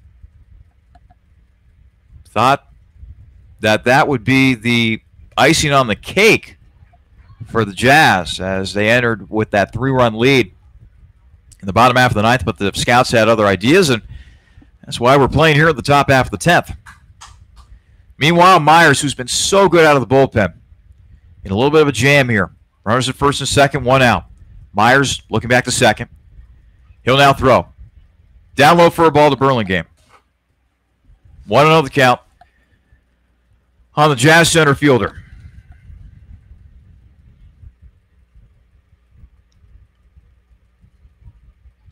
Burlingame batting from the left side, taps home plate, swings the bat around a little bit.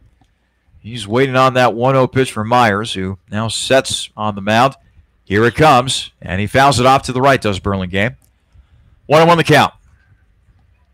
You know, Myers is his first game since pitching against Irish Hills Leprechauns last Saturday, where he got hurt a little bit after that comebacker that hit him in the hip, but also was experiencing a lot of shoulder and arm pain. So this is his first appearance back since all that. So you got to think fatigue has definitely been setting in for Myers. 1-1 pitch. That's a liner down the right field line, foul. Count will move to 1-2 strikes. Again, a scheduling reminder. Scouts taking on the Licking County Settlers over in Newark tomorrow. I'll have the call for you. First game of a twin bill between both those squads. First game is scheduled for 12:30. Second game scheduled for 3:05. And we hope to have you listening, watching Xenia Scouts baseball with us tomorrow.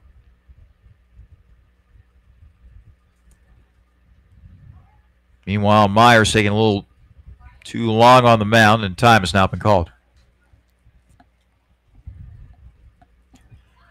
1-2 strikes. Jacob Burlingame, one of the top hitters, at least if you go by batting average in the Great Lakes Summer Collegiate League. Wears number 13 on the back of that jersey.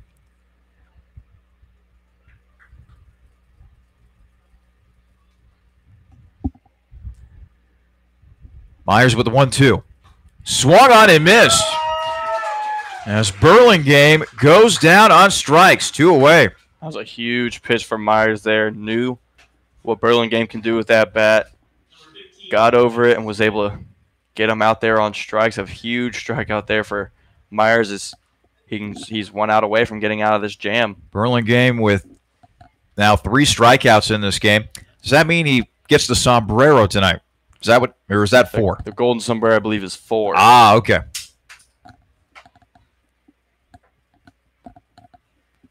So 2 away, and Patrick Smith now the batter. Runners still at first and second, 2 out here in the top half of the 10th. Jazz and Scouts tied at 6. Richmond, they're wanting to break this tie. Scouts, meanwhile, they're looking to have this game remain tied heading to the bottom half of this inning after a miraculous rally in the bottom half of the 9th. The pitch. Up high for a ball, 2-0 the count on Patrick Smith. And, boy, you can just watch Landon Myers right now. You can tell by the body language and how he's finishing on his pitches. The guy's gassed. He's just tired. Yeah, he's definitely fatigued, but he knows how the bullpen woes that the Scouts have, and he knows that there's not too many pitchers after him, so he's going to do what he can to get out of this inning. 2-0 pitch just past the glove of Felix King. They're going to send the runner, and Richmond will retake the lead on a hard smashed RBI single by Patrick Smith into right field. Scoring on the play is Austin Turner. Richmond now back up 7-6.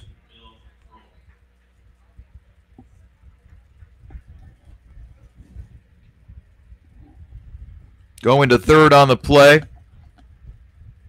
is McGaw. And now Bill Kroll will come to the plate. Well, tough luck there for Landon Myers. He had been pitching beautifully out of the Scouts bullpen and unfortunately left the pitch up there. Felix King, by the way, was so close. He skied into the air to try to make the diving catch but came up empty. And that pitch, taken for a strike by Kroll. His last time up, he flew out to center. Like I said, partner, it's a game of inches. Just like Ben Bill's foul ball that could have brought in the winning run last inning right there. Felix King just inches away from making that grab and ending this one. 0-1 count on Kroll. The pitch. There's a grounder over to short. Orlando will take the easy way. He'll throw to second. And that'll be the inning for the Jazz. But the Jazz, they get 1 run on a couple of hits. They leave a man on base. Is there a little bit of magic left for the Scouts? They'll head to the bottom half of the 10th. trailing the Jazz 7-6. You're listening to Xenia Scouts Baseball here on the Xenia Scouts Radio Network.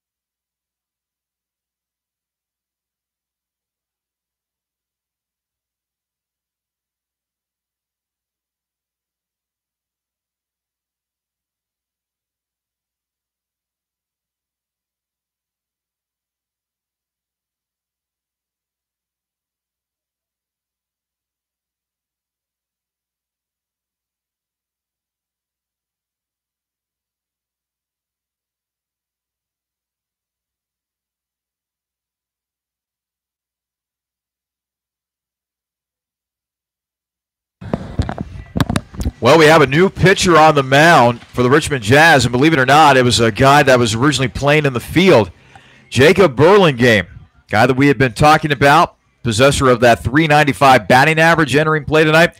He is now on the mound. He's a right-hander, and this will be his third game that he has pitched in for the Jazz. In his previous 2 appearances, he compiled a 1-0 record with an ERA of 3. In 6 innings, he had struck out 5 and walked 2. So, the Jazz with a 7-6 lead over the Scouts, as Xenia once again bats from behind here in the bottom half of the 10th. The Jazz getting a run thanks to an RBI single by Patrick Smith in the top half of the inning. Do the Scouts, do they have one more ounce of magic left in those bats? We shall see. Truman Brown making his way to home plate, going up against Jacob Burlingame, the native of Elmira, New York. Brown, a right-handed batter.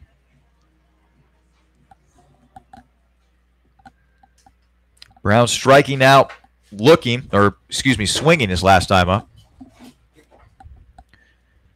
So Brown will go to work against Burlingame. Burlingame delivers, and that pitch is up high for a ball. 1-0 the count. Jazz, 7 runs on 9 hits, 2 errors in the field. Scouts, 6 runs, 6 hits, 2 errors in the field. The pitch. Brown swings, base hit into center field. And just like that, the Scouts have the potential tying run on base. Good job by Brown. Doing the same thing Boswell did last inning, starting this inning off with a hit, starting up that momentum for the Scouts offense. So let's see what they can do here now. Only need 2 runs to win this game.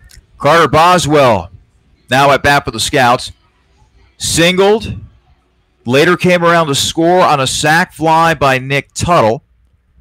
That brought the Scouts to within 2. And that came right before Graham Welch tied the game, at least at that point, with a 2-run homer over the right field wall. Boswell, meanwhile, takes a pitch outside for a ball, 1-0 the count. Boswell has reached base 3 times. And all 3 times that he has reached base, he has scored. 2 walks and a single. 1-0. Pitch is swung on and missed by Boswell. 1-1 the count on Carter. Yeah, those 2 walks in the 5th and the 7th for Boswell, and he scored, as you said, partner. Those ended up being 2 huge runs for the Scouts, so it just goes to show you don't have to hit the ball to be a catalyst for your offense. Burlingame looks back at first. Comes set. 1-1. Boswell swings and fouls it off to the right. Count moves to 1 ball and 2 strikes. Well, we're so glad that a lot of you have stuck around for this game. It's been a long night. Military Appreciation Night here at the ballpark. And the Scouts looking for one more rally here. Boswell stepping back into the batter's box, awaiting the 1-2 pitch from Burlingame. Here it comes. The pitch swung on and popped up high in the air on the infield. Making the catch is McGaha, the second baseman, for the first out. The shortstop, number 11, Noah Orlando. So now Noah Orlando will come to the plate. Orlando laying down a sacrifice bunt. And that turned out to be big right there because it put 2 runners in scoring position, including Boswell, who scored on the sac fly by Tuttle, and then set up Welch. Let's see what Orlando can do right here. He'll take a pitch down low and outside. 1-0 the count on Noah Orlando.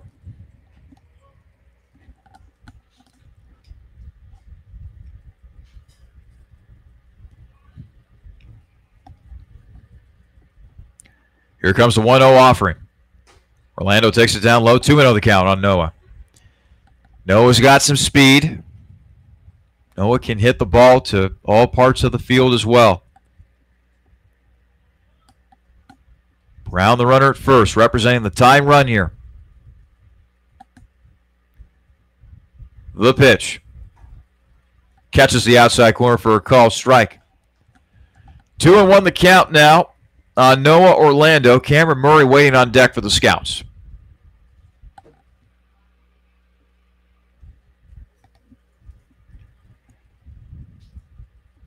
Two-one pitch. Here it comes.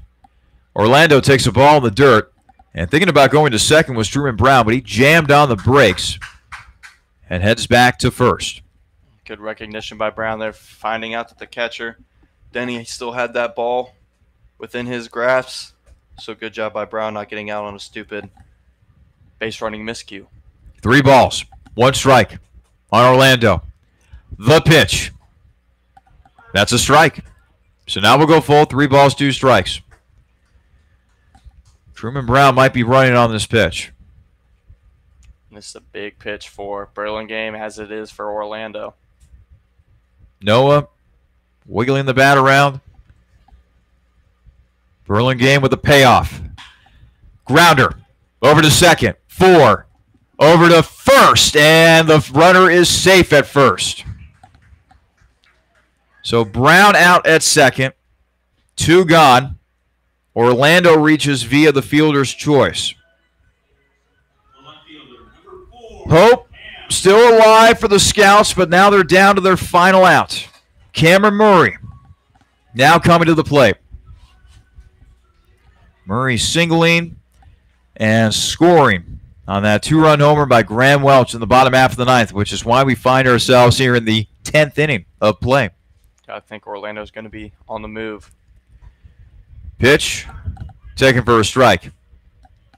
Yeah, Coach Bubba Cates would like to get Orlando in the scoring position. Truman Brown, not the fastest guy in this Scouts lineup, so that's probably why he was held up at first. But Orlando has a lot of speed. You got to think Coach Bubba Cates wants to get him in the scoring position with 2 outs. Here's the 0-1. Orlando going on the pitch, sliding into second, and it'll head into center field. And Orlando is going to move all the way up to third on the play. Wow, how about that? Orlando had second stolen easily. The ball trickled away from one of the infielders covering on the play, and Orlando with some heads-up base running scooters on into third, and just like that, the tying run is 90 feet away. Goodness gracious. Well, let's now see what Murray can do in this spot. 1-1 pitch upcoming here from Burlingame. That's a great example of what can happen when you're aggressive on the base paths. Here's the pitch.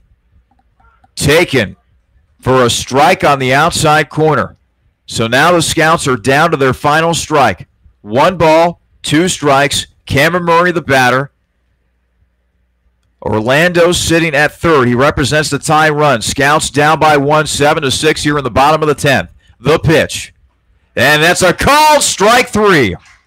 Murray goes down looking, and a frustrating end for the Scouts. They gave it their all. They battled back from a 3-run deficit, but in the end, they fall to the Richmond Jazz by a final of 7-6 in 10 innings.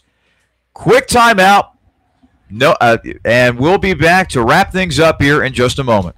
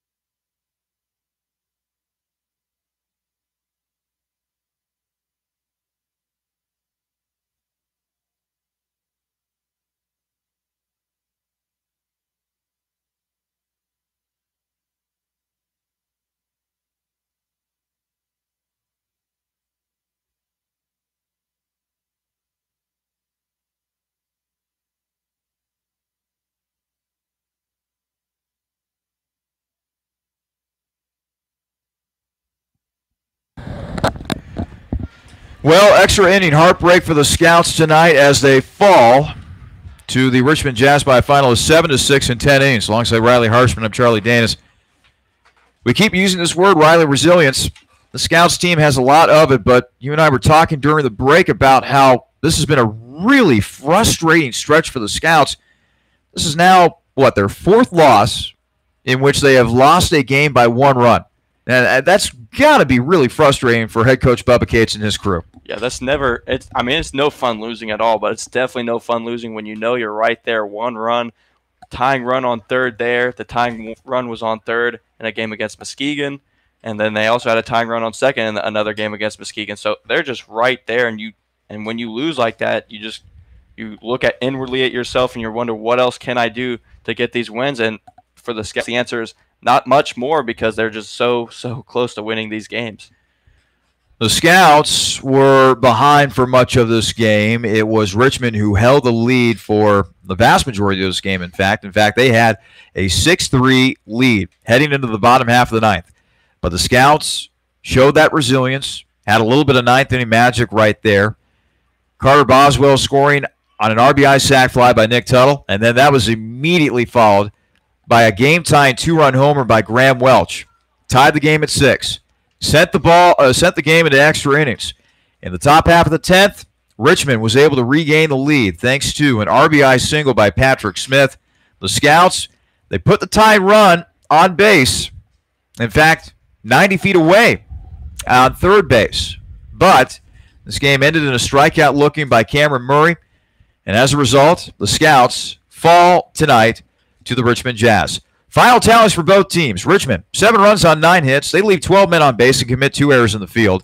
Meanwhile, for the Scouts, it was 6 runs on 7 hits. They leave 10 men on base, and they commit 2 errors in the field. A reminder, please join us tomorrow afternoon. It's an afternoon doubleheader between the Licking County Settlers and your Xenia Scouts. First game will begin at 12:30 p.m. I'll have the call for you over there in Newark, Ohio. First game starting at 12:30. Second game is tentatively scheduled for 3:05 p.m. For my broadcast partner, Riley Harshman, this is Charlie Danis saying one final time. The final score tonight from Grady's Field in 10 innings. It is the Richmond Jazz that end up beating the Scouts 7-6. So long from Xenia, Ohio.